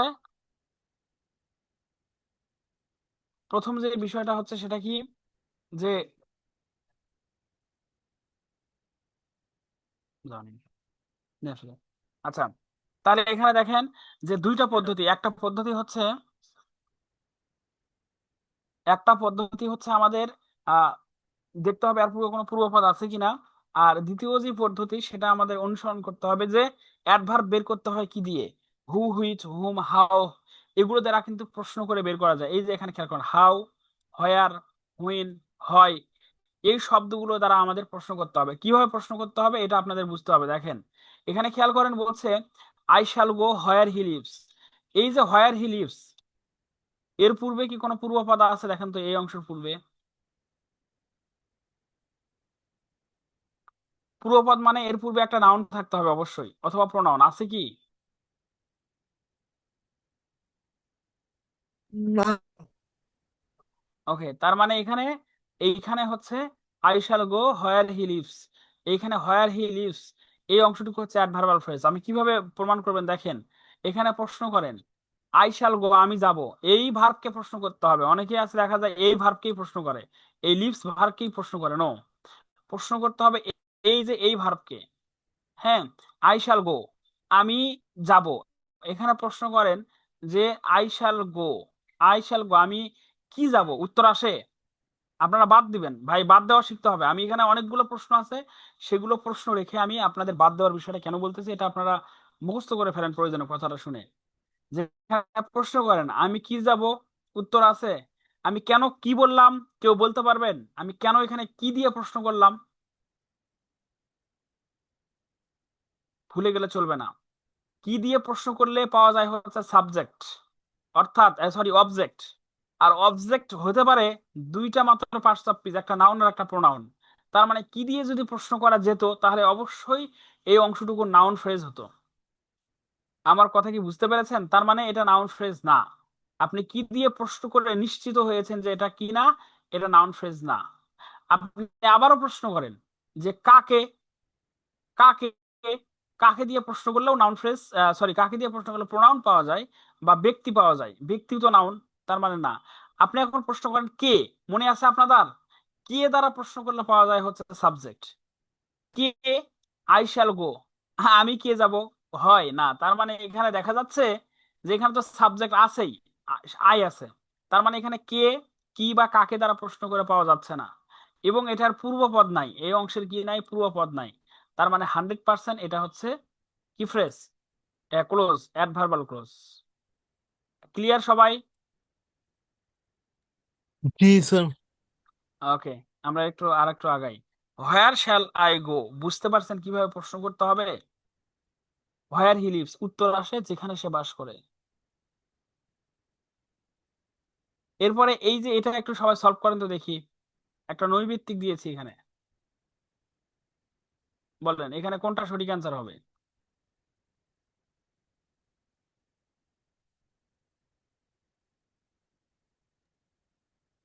অ্যাডভার্বাল ফ্রেজ স্যার।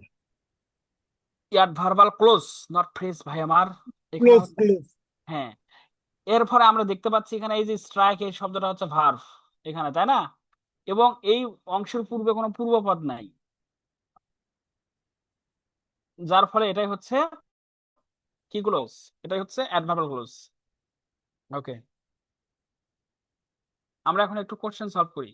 সবাই একটু, আমরা একটু কোশ্চেন সলভ করি, তাহলে আমরা বিষয়গুলো আরো ভালো বুঝতে পারবো। আচ্ছা, 1 নম্বর কোশ্চেন, আমরা কি কোশ্চেন দেখতে পাচ্ছি? জি স্যার। ওকে, 1 নম্বর কোশ্চেনটা একটু সবাই খেয়াল করি। এই যে এটা আমি হলুদ দাগ দিয়েছি, বলেন সঠিক আনসার কি হবে? Sir adverbial clause. Adverbial clause, okay. এরপরে একটু খেয়াল করি, আমরা পরেরটা দেখি। 2 নম্বর, 2 নম্বরটা, this is the book I lost. এখানে আই লস্ট, এইটা, এটার কথাই বলছে আই লস্ট, কোন ক্লজ? পূর্বপদ আছে বুক, বলেন। স্যার এটা adjective clause. Obviously adjective clause. Okay, এগুলো আমরা কোশ্চেন সলভ করেন বিসিএস থেকে। এখন এই যে দেখেন বিভিন্ন বিশ্ববিদ্যালয়ে আসা একটা কোশ্চেন খেয়াল করেন এখানে, এই যেটা, the rain ceased and the birds dash its song,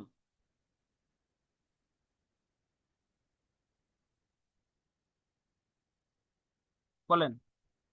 sir এটা সি হবে। সি হবে, হ্যাঁ, কারণ এটা হচ্ছে সাবজেক্ট। আচ্ছা যাই হোক, আমরা একটু আহ, এই যে 12 থেকে 20তম গ্রেড পরীক্ষার যে প্রশ্নগুলো এখানে দেখেন, 12 থেকে 20তম grade, he tells a tale that sounds untrue. এইখানে এই যে দ্যাট সাউন্ডস আনট্রু, এই অংশটুকু এটা কোন ক্লোজ বলেন? Adjective clause sir. Adjective clause. কেন অ্যাডজেক্টিভ ক্লোজ প্রিয় ভাই আমার? কারণ স্যার এই যে এয়ারটেলের ইয়েস, এয়ারটেল হচ্ছে পূর্ব পূর্বপদ। পূর্বপদ। ওকে ওকে ওকে, গ্রেট গ্রেট। আচ্ছা, এরপরে আমরা একটু খেয়াল করি, তারপর একটা দেখি, in the sentence they were আক্স to wait until the signal was given, এখানে এই যে until the signal is given, এটা কোন ক্লোজ বলেন?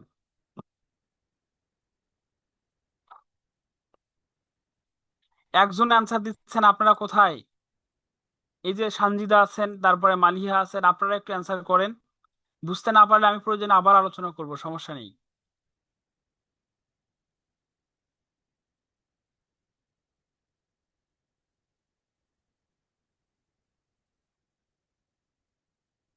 হ্যালো।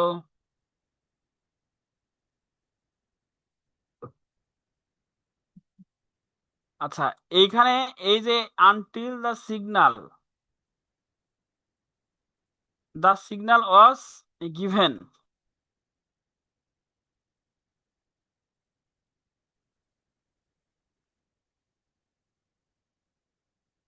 বলেন এটা কোন ক্লোজ, কেউ বলতে পারবেন? Adverb sir. হ্যাঁ অবশ্যই অ্যাডভার্বাল ক্লোজ। ওকে, আচ্ছা, তার মানে ক্লোজ আমরা মোটামুটি বুঝতে পেরেছি, তাই না? আচ্ছা এখানে বলেন তো দেখি, এই যে এটা কোন ক্লোজ, এই যে এই অংশটুকু, বলেন, where we meet first, adjective clause sir. কেন? ওই যে দ্য প্লেস পূর্বপদ। Good, thank you. ওকে, তার মানে ক্লোজ আরো বুঝতে পেরেছি, এটা নিয়ে আর আমাদের টেনশন নেই।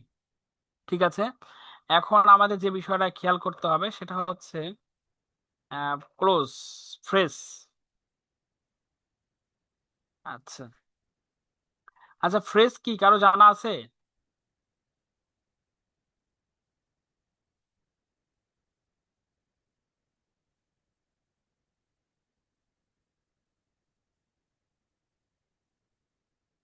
হ্যালো হ্যালো, একটু কথা বলেন।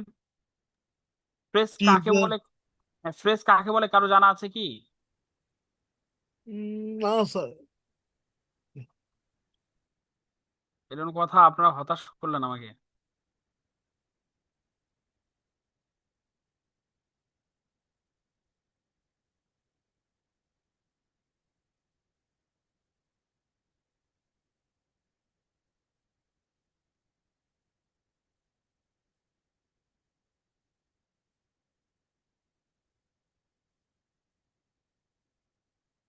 আচ্ছা এখন একটু আমরা খেয়াল করি, এই যে ফ্রেজ পেয়েছি আমরা, হ্যাঁ, সবাই একটু দেখি। এখন কথা হচ্ছে ভাই, আমরা নাউন ফ্রেজ কিভাবে চিনবো? দুই বা ততোধিক ওয়ার্ড যদি একটি ওয়ার্ডের মতো অর্থ প্রকাশ করে তখন তাকে আহ অর্থাৎ একটি পার্টস অফ স্পিচের মতো অর্থ প্রকাশ করে তখন তাকে ফ্রেজ বলে। এটা হচ্ছে ফ্রেজের সংজ্ঞা, নট নাউন ফ্রেজ। এটা কিসের সংজ্ঞা? ফ্রেজ। ফ্রেজ কাকে বলে? দুই বা ততোধিক শব্দ একত্রে যদি একটি ওয়ার্ডের মতো অর্থ প্রকাশ করে, অর্থাৎ একটি পার্টস অফ স্পিচের মতো অর্থ ব্যবহৃত হয়, তখন তাকে বলা হয় ফ্রেজ। আমি আবারও বলছি, ফ্রেজ কাকে বলে এটা বুঝলেন। এখন আমরা প্রথমেই দেখবো নাউন ফ্রেজ, খুবই ইম্পর্টেন্ট। নাউন ফ্রেজ চিনতে গেলে অবশ্যই আপনাকে দুইটা পদ্ধতি অবলম্বন করতে হবে। একটা হচ্ছে structure of phrase, noun phrase কিভাবে গঠন করে। প্রথম কথা হচ্ছে noun dot dot dot noun, noun phrase. এরপরে পসেসিভ অ্যাডজেক্টিভ আমি পড়িয়েছিলাম, এবং আপনাদের আমি বারবার আমার প্রত্যেকটা ক্লাসে আমি বলেছিলাম যে ভাই ইংরেজির বেসিক, ইংরেজির কয়েকটা আমি 5টা কি 7টা টপিকের নাম বলেছিলাম যে ভাই এই 7টা টপিক হচ্ছে ইংরেজির বেসিক। আপনি যেই টপিকই সলভ করতে যান এগুলো লাগবে, তার মাঝে ফ্রেজ চলে আসছে আমাদের ক্লোজ, সরি এই যে পসেসিভ অ্যাডজেক্টিভ, ডিটারমিনার। এরপরে দেখেন এখানে কি বলছে, ইউনিভার্সিটি এটা একটা কি নাউন না, আর স্টুডেন্ট একটা নাউন না, দুইটা নাউন একত্রে বসেছে, যার ফলে এটাই হচ্ছে নাউন ফ্রেজ। এবং এখানে আরেকটা ইন্টারেস্টিং বিষয় আছে, ডিটারমিনারের পরে একটা শব্দ থাকলে সাধারণত নাউন হয়, তার মানে এই অংশটুকু হচ্ছে নাউন। এরপরে দেখেন possessive adjective dot dot dot noun, এখানে খেয়াল করেন তো মাইটা কি পসেসিভ অ্যাডজেক্টিভ নয়? আমরা অনেক সময় কি করি, স্কিপ করে যাই, যে এগুলো মনে হয় পড়তে হবে না, ভাই এগুলোই পড়তে হবে, এগুলোই পড়া। হ্যাঁ, ছোট ছোট বিষয় আমাদের বড় বড় মানে সমস্যা সলভ করতে কাজে লাগে। মাই ফাদার, এখানে মাই হচ্ছে পসেসিভ অ্যাডজেক্টিভ, ফাদার হচ্ছে নাউন, এবং এই মাই ফাদার ইজ ভার্বের সাবজেক্ট, যার ফলে এখানে মাই ফাদার এখানে হচ্ছে নাউন ফ্রেজ। এরপরে খেয়াল করেন adjective, adjective dot dot dot noun, এই যে এখানে খেয়াল করেন যে গুড বয়, ডিটারমিনারের পরে পুরো অংশের নিচে একটা দাগ আছে, তার মানে কি এই পুরো অংশটুকু হচ্ছে একটা ফ্রেজ। কোন ফ্রেজ? নাউন ফ্রেজ, কারণ ডিটারমিনারের পর সাধারণত নাউন ফ্রেজ হয়। হ্যাঁ, এরপরে খেয়াল এখানে দেখি আমরা he is a good boy, এখানে গুড বয় এই পুরোটাই হচ্ছে নাউন ফ্রেজ। এরপরে খেয়াল করি determiner dot dot dot noun, এখন খেয়াল করেন এই পুরো অংশটুকু মিলে হচ্ছে নাউন ফ্রেজ। আমরা দুইভাবে প্রমাণ করতে পারি, একটা হচ্ছে ভার্বের অবজেক্ট হয়েছে, ইজ ভার্বের অবজেক্ট হয়েছে, আর দ্বিতীয়তে আমরা যেটা বলতে পারি সেটা হচ্ছে যে এইটা অবজেক্টের জায়গায় বসেছে এবং ডিটারমিনার দিয়ে গঠন হয়েছে, determiner dot dot dot noun noun phrase. এরপরে খেয়াল করি gerund dot dot dot noun noun phrase. ভাই এখানে খেয়াল করেন আমি সাধারণত হচ্ছে পার্টস অফ পিসই ইম্পর্টেন্ট, আর আমি বেশি কথা বলি সবচেয়ে পার্টস অফ পিস নিয়ে। অনেক সময় দেখা যায় শিক্ষার্থীরা রুলস মুখস্থ করে। হ্যাঁ, ইনশাল্লাহ আপনারা দোয়া করবেন, আজ থেকে 10 বছর পর যদিও সক্ষম হয়, আমি শিক্ষার্থীদের চেষ্টা করব যে বাংলাদেশের শিক্ষা পদ্ধতিতে রুলস ছাড়া যেন গ্রামার পড়া যায়, শুধু পার্টস অফ পিস দিয়ে যেন গ্রামারটা বোঝা যায়। পার্টস অফ পিস আমি সাধারণত 4টা টপিককে আমি গুরু মানি, এটা হচ্ছে parts of piece, tense, close, sentence, grammar শেষ। হ্যাঁ, আচ্ছা, দেখেন আমি আমি আমার এই ফিলোসফিটা আমার বইয়ের নাম অনুসারেই করেছি, যে পার্টস অফ ফিজিক্যাল গ্রামার। হ্যাঁ, দেখেন এখানে বলছে যে যে he lost his walking stick, এই যে এটা খেয়াল করেন সবাই, এখানে দেখেন এই যে লস্ট, হ্যাজ লস্ট এটা ভার্ব, কিন্তু এই যে হিজ এই শব্দটা এখানে হচ্ছে কি পসেসিভ অ্যাডজেক্টিভ, আর পসেসিভ অ্যাডজেক্টিভের পরে একটা শব্দ থাকলে সেটাই হয় নাউন। হ্যাঁ, যার ফলে এইখানে পুরো অংশটুকু হয়েছে নাউন ফ্রেজ, পুরো অংশের নিচে একটা দাগ আছে।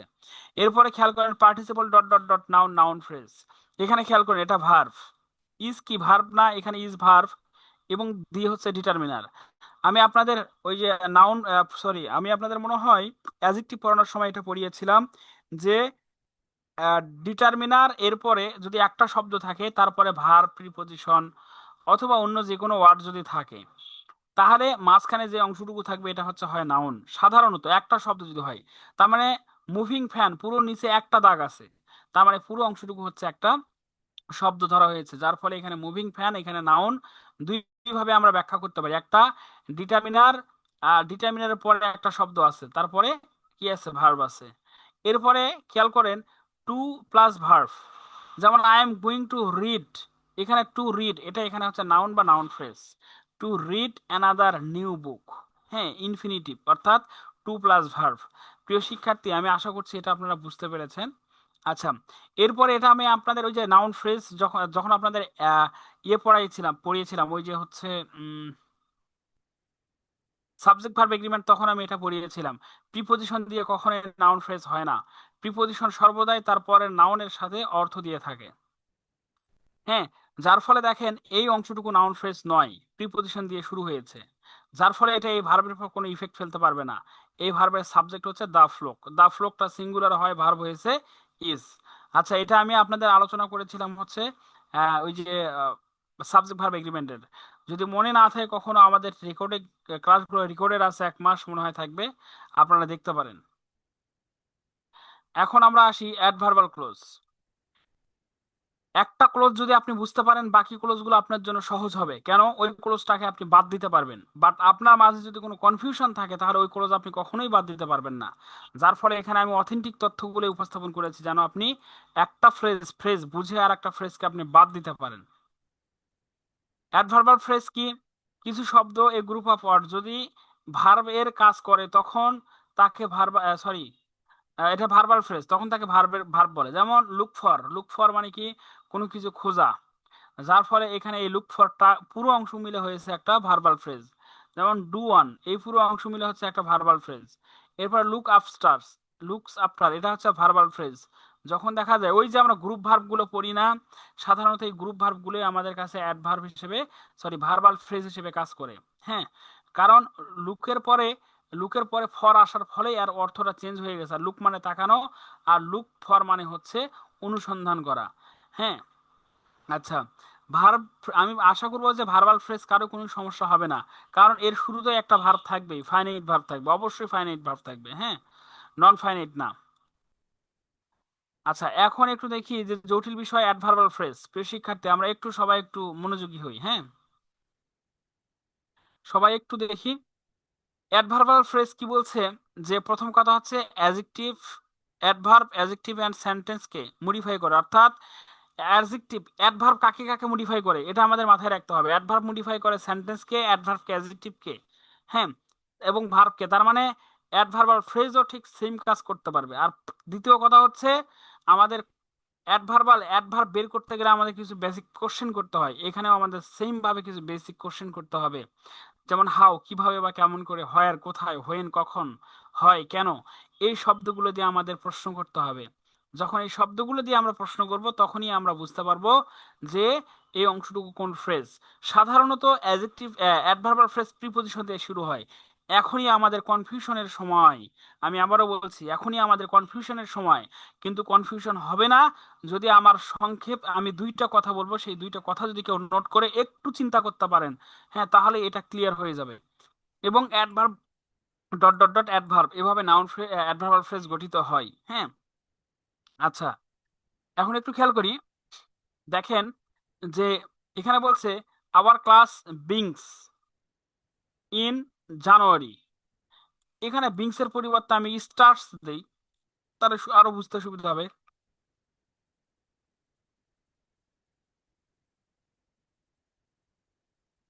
স্টার্স, এখানে খেয়াল করেন তো, এই স্টার্ট শব্দটাকে প্রশ্ন করেন কি শুরু হয়, কি শুরু হয়, উত্তরটা কি আসে?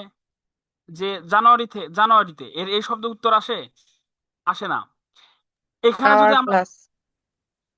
আবার ক্লাস আছে, তার মানে কি আমরা সাধারণত কি দ্বারা প্রশ্ন করলে কিন্তু আমরা অবজেক্টিভ পাই, হ্যাঁ, তার মানে এখানে অবজেক্ট, মানে কি দ্বারা প্রশ্ন করলে আমরা কিন্তু নাউন পাই। তার মানে এখানে আমাদের বুঝতে হবে যে এইখানে কি দ্বারা প্রশ্ন করলে যেহেতু নাউন পাওয়া যায়, তার মানে যে অংশটুকু পাওয়া যাবে এই অংশটুকু কোন ফ্রেজ? মালিহা আপু বলেন তো, আওয়ার ক্লাস এটা কোন ফ্রেজ? Sir adverbial phrase. না না না ভাই, আমি আবারও বলছি, এটা নাউন ফ্রেজ। কি কারণে নাউন ফ্রেজ? যে এইটা হচ্ছে পসেসিভ দিয়ে শুরু হয়েছে, নাউন দিয়ে শেষ হয়েছে, খেয়াল করেন। এই যে পসেসিভ অ্যাডজেক্টিভ হচ্ছে আওয়ার, এই পসেসিভ অ্যাডজেক্টিভ হচ্ছে আওয়ার। আমাকে অনেক সময় অনেক শিক্ষকরাও দেখি, মানে অনেক টিচার এবং অনেক শিক্ষার্থী আমাকে প্রশ্ন করেছিল যে স্যার আপনি কেন আগে এই সকল পড়ান। আমি প্রত্যেকটা শিক্ষার্থীকে আমি সাধারণত বলি যে কোনো একটা বিষয় পড়ার পূর্বে আপনাকে যে বিষয়গুলো পড়তে হবে, হ্যাঁ, আপনার এই বিষয়গুলো হয়তো গ্যাপ আছে, আপনি এই বিষয়গুলো পড়ে নেবেন। দেখেন এই যে সাবজেক্ট অবজেক্ট ভার্ব লিটার ওয়ার্ডস ডিটারমিনার পসেসিভ, দেখেন আমার বইয়ে আমি এগুলো প্রাইমারি বেসিক হিসেবে গণ্য করেছি। দেখেন এই যে প্রাইমারি বেসিক, ভাই এই শব্দগুলো বা এই টপিকগুলো সবচেয়ে গুরুত্বপূর্ণ। এই যে এই কটা, এই কয়টা এমন গুরুত্বপূর্ণ যা আপনার অন্য টপিককে বুঝতে সাহায্য করবে। পসেসিভ কিন্তু আলাদা একটা বিষয়। পসেসিভ হচ্ছে মাই, আওয়ার, হিজ, হার, এগুলো হচ্ছে পসেসিভ। পসেসিভ দিয়ে শুরু হয়েছে, নাউন দিয়ে শেষ হয়েছে, যার ফলে এই ক্লোজটা হচ্ছে নাও, সরি, ফ্রেজটা হচ্ছে নাউন ফ্রেজ। হ্যাঁ, নাউন ফ্রেজ কখনোই প্রিপজিশন দিয়ে শুরু হবে না। এখানে আমরা স্টার্টস কে প্রশ্ন করি যে কখন শুরু হবে। মালিয়া আপু আপনি উত্তর দিবেন কখন শুরু হবে, হয় হয় এর উত্তর কি হবে? জানুয়ারি। তাহলে ইন জানুয়ারি, তাহলে এই পুরো অংশটুকু কোন ফ্রেজ বলেন তো? কখন দ্বারা প্রশ্ন করে অ্যাডভার্ব পাওয়া যায়, এই যে এই লাইনটা খেয়াল রাখতে হবে। হ্যাঁ, তার মানে ইন জানুয়ারি এই শব্দটা এই অংশটুকুই Adverbial হচ্ছে phrase. Adverbial phrase. আচ্ছা।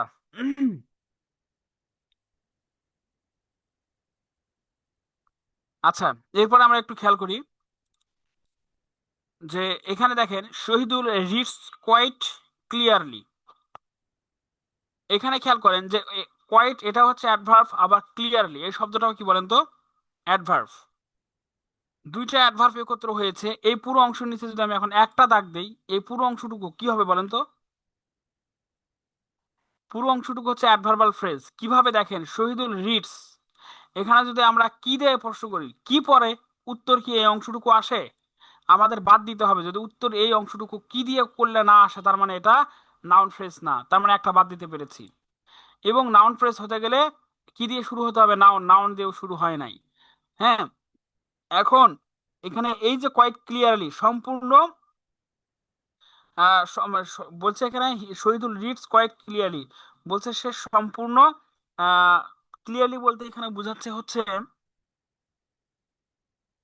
মনোযোগ বা সম্পূর্ণভাবে, যে সে সম্পূর্ণভাবে বা সম্পূর্ণ মনোযোগ দিয়ে পড়ে। এখানে এই যে কোয়াইট ক্লিয়ারলি, এটা একটা পদ্ধতি বোঝাচ্ছে এই ভার্বের। আমরা এখানেই বলেছি যে অ্যাডভার্ব কাকে কাকে মডিফাই করবে, ভার্ব, অ্যাডভার্ব, অ্যাডজেক্টিভ এবং পুরো সেন্টেন্সকে মডিফাই করবে। যার ফলে এখানে এটা কি হবে বলেন তো, এই পুরো অংশটুকু, এই অংশটুকু হচ্ছে অ্যাডভার্বাল ফ্রেজ। হ্যাঁ, এটা হচ্ছে অ্যাডভার্বাল ফ্রেজ। এখানে আমরা আরেকটু খেয়াল করি, Emma lives in the two storeyed building in Dhaka. পুরো অংশের নিচে একটা দাগ আছে, খেয়াল করেন। এবং এখানে আমি এখানে যদি বলি ইভা কি বাস করে, উত্তর পাওয়া যায় না। যদি বলা হয় ইভা কোথায় বাস করে, তখন এই পুরো অংশটুকুটা পাওয়া যাচ্ছে in the two storeyed buildings in Dhaka, তখন এই অংশটুকু পাওয়া যাচ্ছে এবং প্রিপজিশন দিয়ে শুরু হয়েছে এবং এই ভার্বকেই বিশেষায়িত করতেছে, যার ফলে এখানে এই পুরো অংশটুকু হচ্ছে অ্যাডভার্বাল ফ্রেজ। আমি আশা করছি আপনারা এই অংশটুকু বুঝতে পেরেছেন। এবং এখানে দেখেন we read to learn many known and unknown things, এই পুরো অংশটুকু এখানে হবে কি, পুরো অংশটুকুটা এখানে হচ্ছে নাউন ফ্রেজ। কেন? এখানে কেন দ্বারা প্রশ্ন করেন, আমরা কেন পড়ি? আমরা জানা এবং অজানা বিষয়গুলোকে জানার জন্যই আমরা পড়ি। হ্যাঁ, আমি আশা করছি সবার এই হচ্ছে অ্যাডভার্বাল ফ্রেজ ক্লিয়ার। সবাই কি বুঝতে পেরেছেন অ্যাডভার্বাল ফ্রেজ কিভাবে নির্ণয় করতে হবে?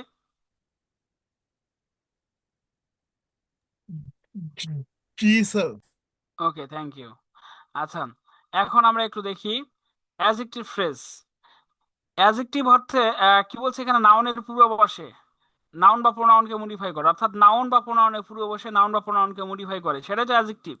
এখানে অ্যাডজেক্টিভের সংজ্ঞাটা আমাদের মনে রাখতে হবে। নাউনের পরে বসে ওই নাউন বা প্রোনাউনকে মডিফাই করে, প্রথম কথা।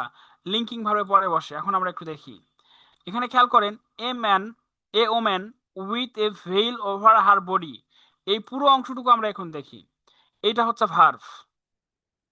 হ্যাঁ, এখন এইখানে আর একটা বিষয় আমরা খেয়াল করি, এই পুরো অংশটুকু মিলে একটা শব্দ, ওম্যান একটা শব্দ, এটা হচ্ছে ডিটারমিনার। ডিটারমিনারের পরে এখন কথা হচ্ছে দেখেন, দুইটা শব্দ থাকলে আমরা জানি প্রথম শব্দ অ্যাডজেক্টিভ হয়ে যায়। তাহলে এখন কি এখানে এই ওম্যানটা অ্যাডজেক্টিভ? না, কখনোই না। এইখানে এই যে দেখেন, এখানে একটু কারেকশন করতে হবে, যে দেখেন with a veil over body, এই পুরো অংশটুকু কাকে বোঝাচ্ছে? ওম্যানকেই বোঝাচ্ছে, যার ফলে এটাই হচ্ছে অ্যাডজেক্টিভ ফ্রেজ। আমি আশা করছি আপনারা এটা বুঝতে পেরেছেন। এটা কিন্তু আবার দেখেন প্রিপজিশন দিয়েই শুরু হয়েছে, কিন্তু কথা হচ্ছে এর পূর্বে একটা নাউন আছে। অবশ্যই অ্যাডজেক্টিভ হতে গেলে পূর্বে বা পরে আপনি দেখবেন একটা কি আছে, নাউন থাকতে হবে, এবং ওই পুরো অংশটুকুকে ওই নাউনকে বিশেষায়িত করবে। আমি আশা করছি এটা আপনারা বুঝতে পেরেছেন। এবং এই অংশটুকুকে বলা হয় অ্যাপোজিটিভ। আমি এই বিষয়টা আমি এতেও আলোচনা করেছিলাম যখন অ্যাডজেক্টিভ পড়িয়েছি। এখন এখানে খেয়াল করেন, হাসেন is a man of litres, আমরা জানি এ ম্যান অফ লিটার্স এই পুরো অংশটুকুর অর্থ হচ্ছে বিদ্বান ব্যক্তি। এখানে অবশ্যই এটা অ্যাডজেক্টিভ। এটা আবার খেয়াল করেন ডিটারমিনার দিয়ে শুরু হয়েছে, নাউন দিয়ে শেষ হয়েছে, কিন্তু কথা হচ্ছে এই পুরো অংশটুকু একটা গুণকে বোঝাচ্ছে। একটা অ্যাডজেক্টিভ প্রকাশ করেছে কার? এই হাসানের।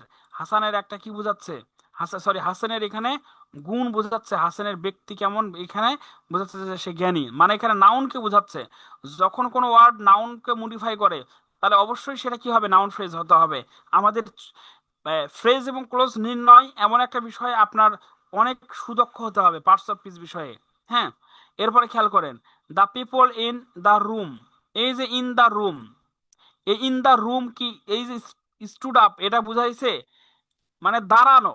এখানে দাঁড়ানোকে যদি বিশেষায়িত করতে যেত তাহলে কিভাবে দাঁড়িয়েছে এটা কিন্তু আসতো, এইটা কিন্তু নেই। যার ফলে এখানে আমরা বলতে পারি the people in the room. এখানে the people in the room, এই যে ইন দ্য রুম এর পূর্বে নাউন আছে। আমাদের মনে রাখতে হবে অ্যাজেক্টিভ নাউন ফ্রেজ হতে গেলে, সরি অ্যাজেক্টিভ ফ্রেজ হতে গেলে কোথাও না কোথাও একটা অ্যাজেক্টিভ থাকবে, নাউন থাকবেই পূর্বে বা পরে।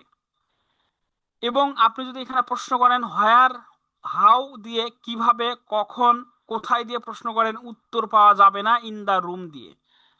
হ্যাঁ সরি, কোথায় দ্বারা প্রশ্ন করলে উত্তর পাওয়া যায় দেখেন, বাট কি বা কাকে বা কে দ্বারা প্রশ্ন করলে উত্তর পাওয়া যায় না, তার মানে নাউন ফ্রেজ না।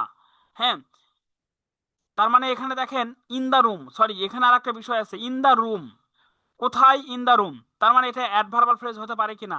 হ্যাঁ, আমি এখন এখানে একটা বিষয় ক্লিয়ার করি, এটা অ্যাডভার্বাল ফ্রেজ হবে কিনা নাউন ফ্রেজ হবে সেটা ডিফাইন করবে আহ, কি, ওই যে এমসিকিউ। এমসিকিউ এর মাঝে যদি অ্যাজেক্টিভ থাকে তাহলে অ্যাজেক্টিভ ফ্রেজ, যদি এমসিকিউ এর মাঝে অ্যাজেক্টিভ ফ্রেজ না থাকে তাহলে অবশ্যই এটা অ্যাডভার্বাল ফ্রেজ। হ্যাঁ, এটা অপশন দেখলেই আপনি বুঝতে পারবেন। যখন এটা সাধারণত অ্যাজেক্টিভ ফ্রেজ হিসেবে উত্তর আসে তখন অপশনগুলো থাকে হাবিজাবি, একটাই মাত্র সঠিক অ্যান্সার যদি আপনি পান সেটা হচ্ছে অ্যাজেক্টিভ ফ্রেজ।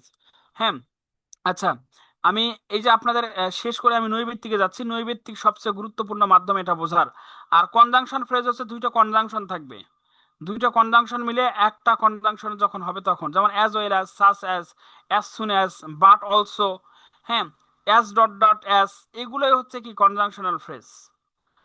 এরপর নুসুনার হ্যাড, এই যে নুসুনার এই শব্দটা হচ্ছে সাধারণত কনজাংশন ফ্রেজ হিসেবে কাজ করে। কেন, এখানে এই যে দ্যাট আছে, হ্যাঁ, তখন এই দুইটা একত্রিত হয়ে এই বাক্যটাকে, দুইটা বাক্যকে সংযুক্ত করেছে, যার ফলে এই পুরো অংশটুকুকে বলা হয়, অর্থাৎ এই যে এই অংশটুকু থেকে এই অংশটুকু, এটা কোরিলেটিভ কনজাংশন আমরা বলতে পারি, অথবা বলতে পারি এখানে কনজাংশনাল ফ্রেজ, কারণ এই দুইটা মিলে একত্রিত হয়ে দুইটা সেন্টেন্সকে যুক্ত করেছে।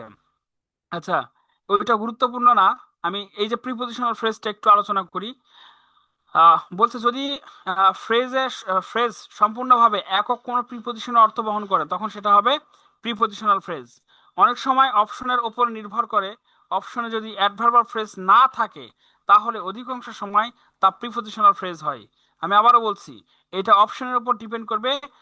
এটা কি হবে, যদি অপশনে যদি অ্যাডভার্বাল ফ্রেজ না থাকে তাহলে অধিকাংশ সময় তা প্রিপজিশনাল ফ্রেজ হয়। আমি আশা করছি আপনারা এটা বুঝতে পেরেছেন ক্লিয়ারলি।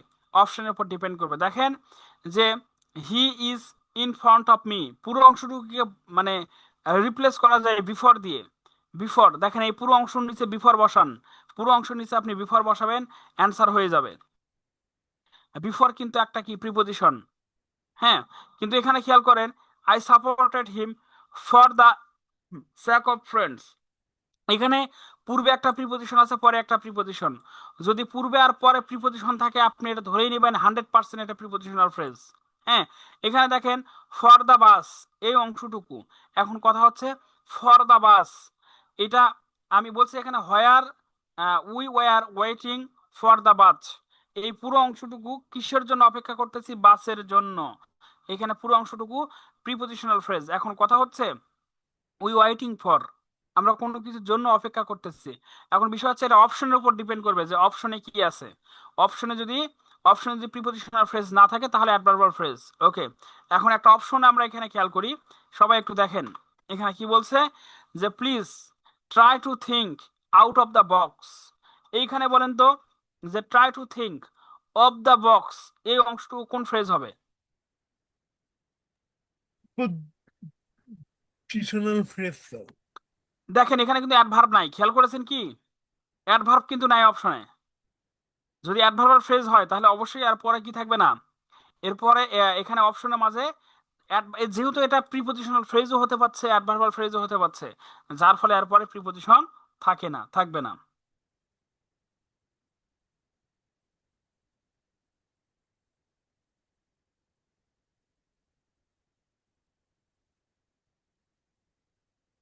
আচ্ছা, ঠিক আছে। এরপরে আমরা দেখি এখন যে একটু নৈর্ব্যক্তিক সলভ করি। আপনারা একটু ট্রাই করেন, এই নৈর্ব্যক্তিক গুলো সলভ করা ট্রাই করেন। দুইটা নৈর্ব্যক্তিক আমরা সলভ করি। এখানে একটু সবাই দেখেন যে he ran with great speed. এই যে গ্রেট স্পিড, এই অংশটুকু কোন ফ্রেজ বলেন তো? Noun phrase, adverb phrase, verb phrase sir. Adverb phrase, তাই না? কেন? এখানে কিন্তু প্রিপজিশন নাই, আর এটা অ্যাডজেক্টিভ হবে না। কেন? অ্যাডজেক্টিভ হতে গেলে আর পূর্বে পরে কোথাও একটা নাউন অবশ্যই থাকতে হবে। স্যার মানে হি রান, এখানে হি রানস। এটা হচ্ছে র্যান ভাই, এটা past tense. Ran away, run, ran, run. এটার প্রেজেন্ট ফর্ম হচ্ছে রান, আর ইউএন, এটা হচ্ছে প্রেজেন্ট ফর্ম। হ্যাঁ, এটা হচ্ছে প্রেজেন্ট ফর্ম, এটা পাস্ট টেন্সে হয়েছে। হি র্যান উইথ গ্রেট স্পিড, এটা পাস্ট টেন্স, যার ফলে এখানে র্যান হয়েছে। এটা পাস্ট ইনডিফিনিট টেন্স। স্যার আচ্ছা, রেনো তো স্যার ভার্বই স্যার। হ্যাঁ র্যান তো ভার্ব। এখানে তাহলে ভার্বকে স্যার ওই গ্রেট স্পিড ওইটা অ্যাডজেক্টিভ কেন হইলো না? কেন হইলো না? অ্যাডজেক্টিভ মানে অ্যাডভার্ব মডিফাই করে ভার্বকে, অ্যাডভার্বকে, অ্যাডজেক্টিভকে। অ্যাডভার্বের পাওয়ার হচ্ছে চারটা, মানে পার্টস অফ স্পিচকে মডিফাই করা, তিনটা পার্টস অফ স্পিচকে মডিফাই করা, স্পেশালি অ্যাডজেক্টিভ, ভার্ব, অ্যাডভার্ব। কিন্তু অ্যাডজেক্টিভ কখনোই ভার্বকে মডিফাই করতে পারে না। অ্যাডজেক্টিভ মাত্র দুইটা পার্টস অফ স্পিচকে মডিফাই করতে পারে, একটা হচ্ছে নাউন, আর একটা হচ্ছে, একটা নাউন আর একটা হচ্ছে কাকে? এটাই তো, প্রোনাউন। অ্যাডজেক্টিভ মাত্র দুইটা পার্টস অফ স্পিচকে মডিফাই করতে পারে, নাউন আর প্রোনাউন। কিন্তু এখানে দেখা যাচ্ছে যে হি র্যান অ্যাওয়ে, সে কেমন করে দৌড়ে গেল? উত্তর বলেন, কেমন করে দৌড়ে গেল? With great speed. এরপরে দেখেন, আমি যদি বলি যে ভার্বের পরে বসেছে, তার মানে এটা কি? অবশ্যই অ্যাডভার্বাল ফ্রেজ, ভার্বের পরে স্যার বসেছে। আমি বুঝি নাই। আচ্ছা, আমি আবারও বলছি শুনেন, যে অ্যাডভার্বাল ফ্রেজ বা অ্যাডজেক্টিভ ফ্রেজ, এটা বুঝতে গেলে আমাদের আগে অ্যাডজেক্টিভ এবং অ্যাডভার্বের কনসেপ্টটা ক্লিয়ার হতে হবে। আমি আপনাকে দেখাচ্ছি, দেখেন, হতাশ হওয়ার কিছু নাই, একটু ধৈর্য ধরেন, আমি বের করে নিই।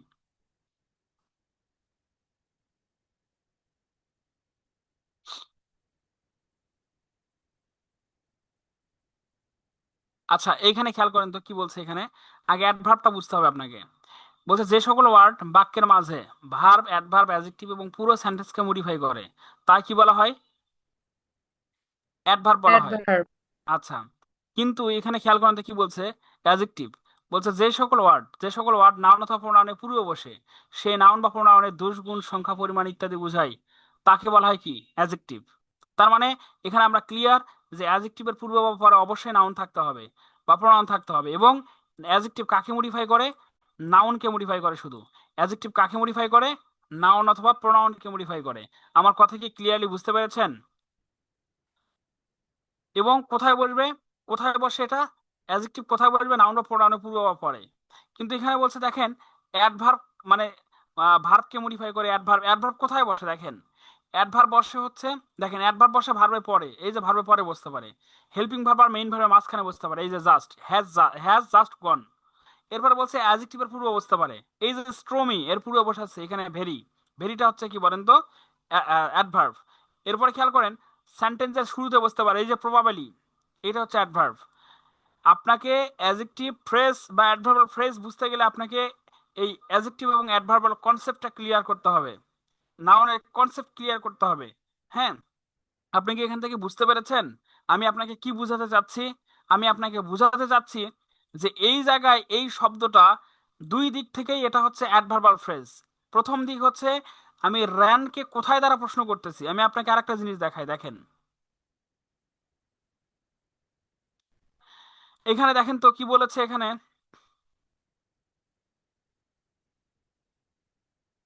এই যে দেখেন, বলছে অ্যাডভার্বকে বের করতে গেলে কিছু প্রশ্ন করতে হবে, এই যে কেমন, কেমন, এই যে বা হট ম্যানার দ্বারা প্রশ্ন করতে, কতটুকু, কেমন, হ্যাঁ, তারপর কোথায়, এই শব্দগুলো দ্বারা প্রশ্ন করলেও সেটা অ্যাডভার্ব হয়। তার মানে এখানে এই যে এই শব্দটা এখানে আমরা খেয়াল করি এখন, যে যে he ran with great speed, সে কিভাবে দৌড়ে গেল? With great speed.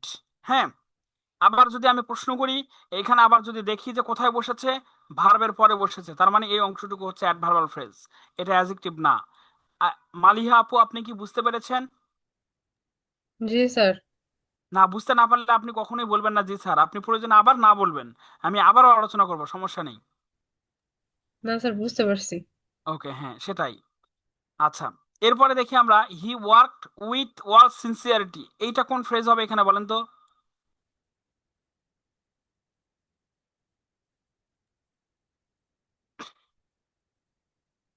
স্যার এটা তো হাউ দিয়ে কোশ্চেন করা যায়, তাই না?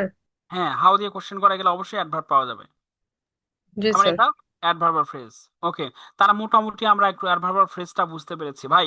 আপনাদের আমি বলি, আপনারা এখন কি করবেন যে যে কোনো একটা বই থেকে আপনারা হচ্ছে এটা প্র্যাকটিস করেন, যে কোনো একটা বই থেকে প্র্যাকটিস করেন, দেখবেন আপনারা পারতেছেন। হ্যাঁ, আর কথাগুলো একটু মাঝে মাঝে মনে করবেন, তাহলেই হবে যে কোন পার্টস অফ স্পিচটা কিভাবে নির্ণয় করতে হয়। হ্যাঁ, তাহলেই হয়ে যাবে। আমাদের মোটামুটি আজকে নাউন ফ্রেজ আর অ্যাডভার্বাল, নাউন ফ্রেজ এবং ক্লোজের ক্লাসটা শেষ হলো। আপনাদের কোনো সমস্যা থাকলে অবশ্যই গ্রুপে জানাবেন, আমি যথাযথ বাংলায় ব্যাখ্যা দেওয়ার চেষ্টা করব। যে কোনো প্রশ্ন আপনারা না না বুঝলে আপনারা গ্রুপে বলবেন, আমি যথাযথ রেফারেন্স সহ ব্যাখ্যা দেওয়ার চেষ্টা করব ইনশাল্লাহ।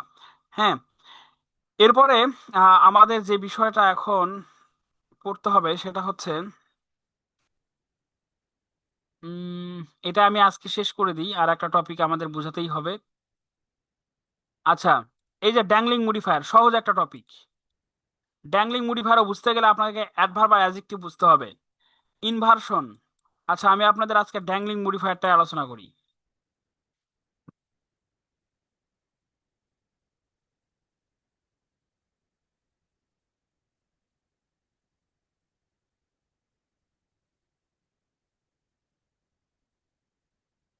আচ্ছা, সবাই একটু আমরা খেয়াল করি এখানে ড্যাংলিং মডিফায়ারটা কি।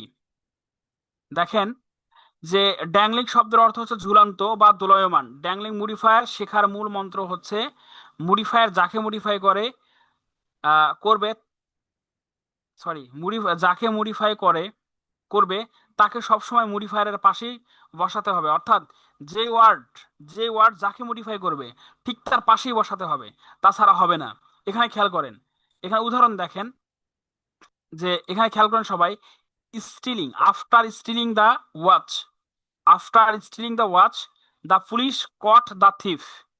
এখানে খেয়াল করেন তো, আফটার স্টিলিং দ্য ওয়াচ, এখানে দেখেন আফটার স্টিলিং দ্য ওয়াচ বলছে ঘড়িটি চুরি করার পরে, the police caught the thief, police কি করলো, যে পুলিশ পুলিশ হচ্ছে ধরা পড়লো কার দ্বারা, ইয়ের দ্বারা, এই যে চোরদের দ্বারা।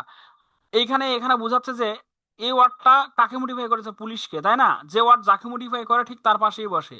এখানে দেখতে পাচ্ছি এই পুরো অংশটুকু পুলিশের পূর্বে বসছে, তার মানে কি এখানে এই পুরো অংশটুকু এই যে পুলিশকে মডিফাই করেছে।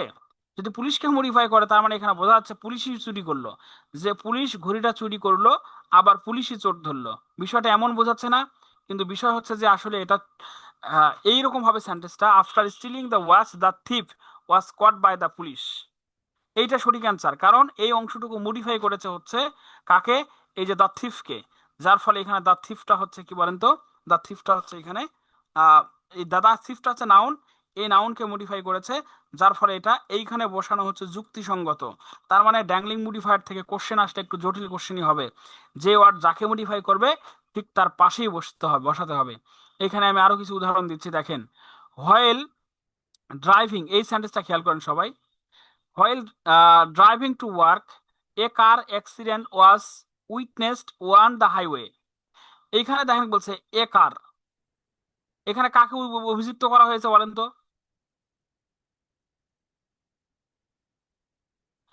এখানে বলছে কাজে যাওয়ার সময় একটি গাড়ি দুর্ঘটনা দেখা গেল।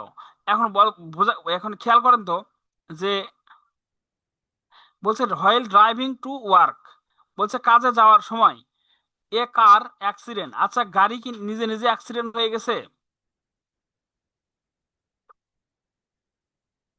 এখানে কিন্তু অ্যাক্সিডেন্ট একটা মানুষের দ্বারাই কিন্তু গাড়ি চালানো হয়, তাই না? এখানে বলছে যে হোয়াইল ড্রাইভিং টু ওয়ার্ক, এখন এই যে এখানে যে অ্যাক্সিডেন্টটা হলো, এই কাজটা কে দেখেছে আসলে? এই কাজটা কিন্তু দেখেছে একজন ব্যক্তি, কার কিন্তু দেখেনি। উইটনেস অন দ্য হাইওয়ে, এখানে দেখেন while driving to work Jen witnessed a car accident on the highway, এখানে বলছে কাজে যাওয়ার সময় জেন একটি গাড়ি দুর্ঘটনা দেখলো। এখানে বলছে যে গাড়ি যাওয়ার সময় গাড়ি একটি দুর্ঘটনা দেখলো, এটা হলো একটি গাড়ি দুর্ঘটনা দেখা গেল। এখানে বলছে গাড়ি দুর্ঘটনা দেখলো হবে, এখানে দেখলো, গাড়ি কিন্তু নিজে দেখতে পারে না, হ্যাঁ দেখলো। আচ্ছা, এরপরে একটু আমরা আরেকটু উদাহরণ দেখি। এখানে কি বলছে দেখেন, এই ব্যাখ্যাটা একটু সবাই খেয়াল করেন, এই ব্যাখ্যাটা দেখেন তাহলে বুঝতে পারবেন। বলছে শুনতে এমন মনে হচ্ছে যে দুর্ঘটনায় যেন ড্রাইভ করছিল। আসলে কি দুর্ঘটনা ড্রাইভ করছিল? ড্রাইভ কিন্তু দুর্ঘটনা করছিল না, যাও, ড্রাইভ কিন্তু করছিল কে? ড্রাইভ করতেছিল একটা হচ্ছে ড্রাইভার। আমি আশা করছি আপনারা এটা বুঝতে পেরেছেন যে আসলে ড্যাংলিং মডিফায়ারটা আসলে কি। ড্যাংলিং মডিফায়ার হচ্ছে যে ওয়ার্ড যাকে মডিফাই করবে সেটা তার পাশেই বসবে, এই অংশটুকু মডিফাই করেছে জেনকে। আবার এখানে অর্থেরও একটা গুরুত্বপূর্ণ বিষয় আছে। আচ্ছা, এখানে এই যে বিসিএস এর কোশ্চেন একটু সবাই খেয়াল করেন, এই সেন্টেন্সটা একটু সবাই দেখেন, এক নম্বরটা এই যে এটা,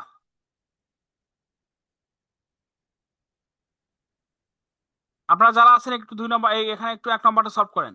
দেখেন, according to the condition of my scholarship after finishing my dress, এখানে কি হবে? এই অংশটুকু,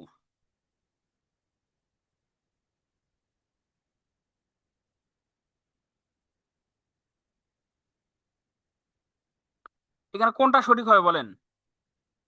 employment will be given by to me by the university.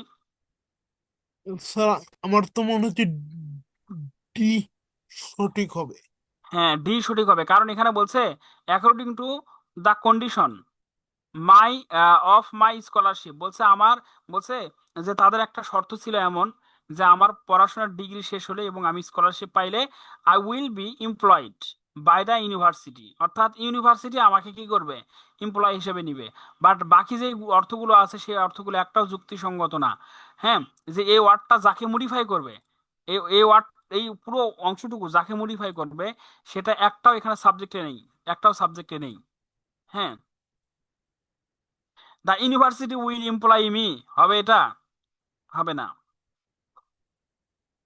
আচ্ছা, এরপরে আমরা এটা একটু খেয়াল করি সবাই।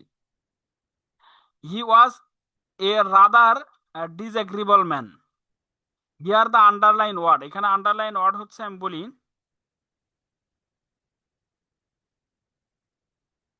এই যে ডিসএগ্রিবল,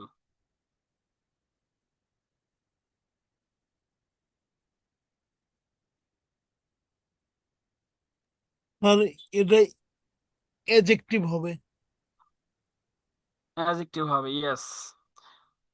এবং এটা অ্যাডজেক্টিভ এবং এই যে নাউনের পূর্বে বসেছে তাই না, বসে এই ডিসএগ্রিবলটা হচ্ছে এই নাউনকেই মডিফাই করেছে। তার মানে এটা রিলান, সরি, এটা আমাদের এই যে ড্যাংলিং মডিফায়ার অনুযায়ী কিন্তু ঠিক আছে তাই না, যে ওয়ার্ড যাকে মডিফাই করছে তার পাশেই বসেছে। ওকে, এটাই ছিল আমাদের ড্যাংলিং মডিফায়ার। আপনারা আরেকটু পড়ে নেবেন, এই বিষয়গুলো একটু জটিল কিন্তু সহজ আছে, হ্যাঁ আপনারা একটু গভীরভাবে দেখবেন। আহ আমি আশা করছি এটা আমাদের বুঝতে পেরেছি আমরা। এরপরে আমাকে আর একটা জিনিস দেখাইতে হবে আপনাদের, সেটা হচ্ছে প্যারালালিজম। এটা সহজ, এটা আমি কনজাংশন পড়ানোর সময় মনে হয় দেখিয়েছিলাম, দেখেন সবাই।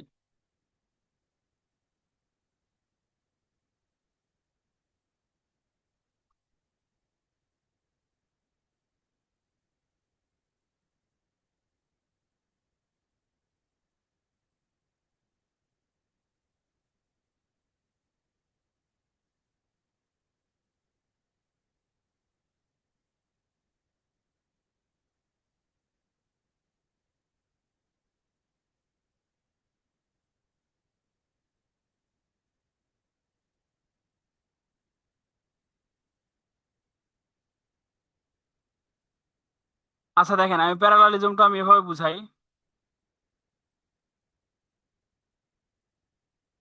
সবাই একটু আমরা খেয়াল করি। প্যারালালিজম তাই না,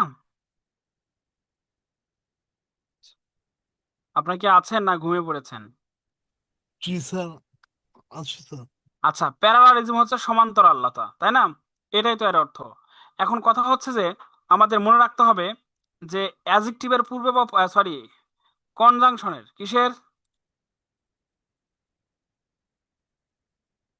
এক, যে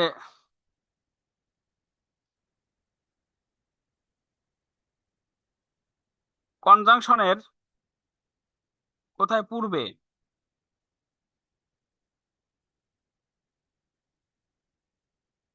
পূর্বে বা পরে একই গঠনই হবে। একই কি হবে এখানে আমাদের মাথায় রাখতে হবে, এটা খুবই গুরুত্বপূর্ণ। আহ, একই কি হবে, একই পার্টস অফ স্পিচ হবে, পার্টস অফ স্পিচ হবে, স্পিচ হবে। প্রথম কথা হচ্ছে এটা, একই পার্টস অফ স্পিচ যদি পূর্বে জিরান্ড হয়, জিরান জিরান্ড হলে পরেও কি হবে, পরেও হবে জিরান্ড। পূর্বে যদি হয় পার্টিসিপল, পার্টিসিপল তাহলে কি হবে, পরেও পার্টিসিপল হবে, পরেও কি হবে participle.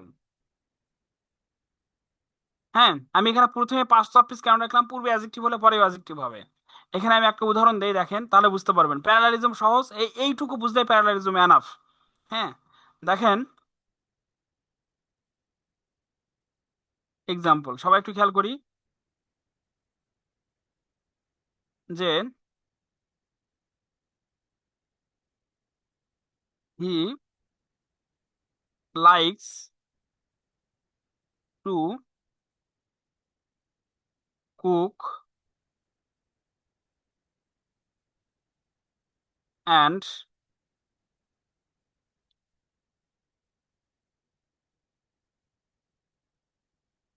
Driving in the morning, in the evening. বলেন তো এখানে কোথায় ভুল আছে, এই সেন্টেন্সটা কোথায় ভুল আছে, কেউ একজন বলেন। Sir cooking and and driving হবে। এখানে আমাদের মাথায় রাখতে হবে, এই জায়গা থেকে যেহেতু শুরু হয়েছে, এই প্রথমটা যেটা আছে সেটা অনুযায়ী আমাদের নিতে হবে। প্রথমে কি আছে, পার্টিসিপ ইনফিনিটিভ আছে না, প্রথমটা কি ইনফিনিটিভ আছে না। জি স্যার। এখানে আমি আরেকটা ওটাও লিখে দিই, তাহলে সুবিধা হবে আমাদের বুঝতে। ইনফিনিটিভ হলে ইনফিনিটিভ, যদি পূর্বে কি হয়, ইনফিনিটিভ হয়, ইনফিনিটিভ হইলে পরে কি হবে, ইনফিনিটিভ হবে, ইনফিনিটিভ হবে।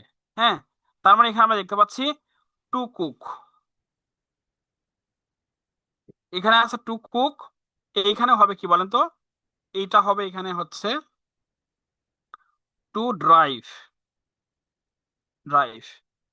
হ্যাঁ, এইভাবেই সাধারণত হচ্ছে এই যে প্যারালালিজমের কোশ্চেন গুলো হয়। হ্যাঁ, সাধারণত প্যারালালিজম থেকে আমাদের ইয়ে আসে, এই যে সেন্টেন্স কারেকশনে আসে। আমি আর একটা সেন্টেন্স দিচ্ছি, Eva is a very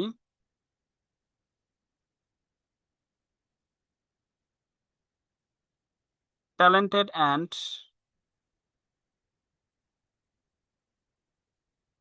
intelligence girl. এই সেন্টেন্স ভুল না ঠিক বলেন তো, স্যার ইন্টেলিজেন্ট হবে। কারণ এখানে ইন্টেলিজেন্স এটা হচ্ছে নাউন, তার মানে এখানে কি হবে, ইন্টেলিজেন্ট হচ্ছে অ্যাডজেক্টিভ, পূর্বে অ্যাডজেক্টিভ আছে, পরে কি হবে, অ্যাডজেক্টিভ হবে। আচ্ছা, আমি আশা করছি আমাদের এই প্যারালালিজমটা আপনারা বুঝতে পেরেছেন। এটা আলোচনা এইটুকুই, এটুকু হলেই আমরা একদম প্যারালালিজম বুঝতে পারবো। আপনারা একটু মানে যে যেই বই পড়তেছেন সেখান থেকে একটু নৈর্ব্যক্তিক গুলো সলভ করার চেষ্টা করবেন। আপনারা এই যে যে কোনো সমস্যা, যে কোনো প্রশ্ন যদি কনফিউশন হয়, কাইন্ডলি আপনারা হচ্ছে আহ, আমাদের ইয়েতে নক দিবেন, গ্রুপে নক দিবেন, আমি চেষ্টা করবো আমার সর্বোচ্চ দিয়ে কোশ্চেনটা সলভ করার জন্য। তাহলে আজকে আমাদের ফাইনালি গ্রামারের ক্লাস শেষ হলো। আর যদি আমাদের কোনো এখানে ইয়ে থাকে, যে কোনো ক্লাস আমরা হচ্ছে আহ, মানে স্কিপ করে গিয়েছি, এটা আপনারা স্যারের সঙ্গে অবশ্যই যোগাযোগ করবেন। হয়তো কোনো মানে টপিক, আমাদের মেজর কোনো টপিক স্কিপ করা হয়নি। হ্যাঁ, আর আপনারা সবাই ভালো থাকবেন, আর বাকি সময়টা একটু সবাই ভালোভাবে পড়াশোনা করবেন। হ্যাঁ, ইনশাল্লাহ আমি আশা করছি আল্লাহ পাক আপনাদের ভালো কিছু দিবেন। তো অনেকদিন আপনাদের ক্লাস নিলাম, সকলেই ভালো থাকবেন ইনশাল্লাহ। কেউ কিছু কি বলবেন?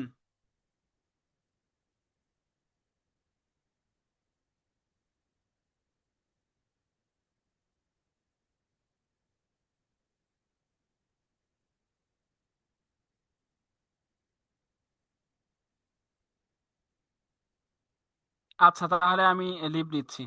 থ্যাংক ইউ, আসসালামু আলাইকুম।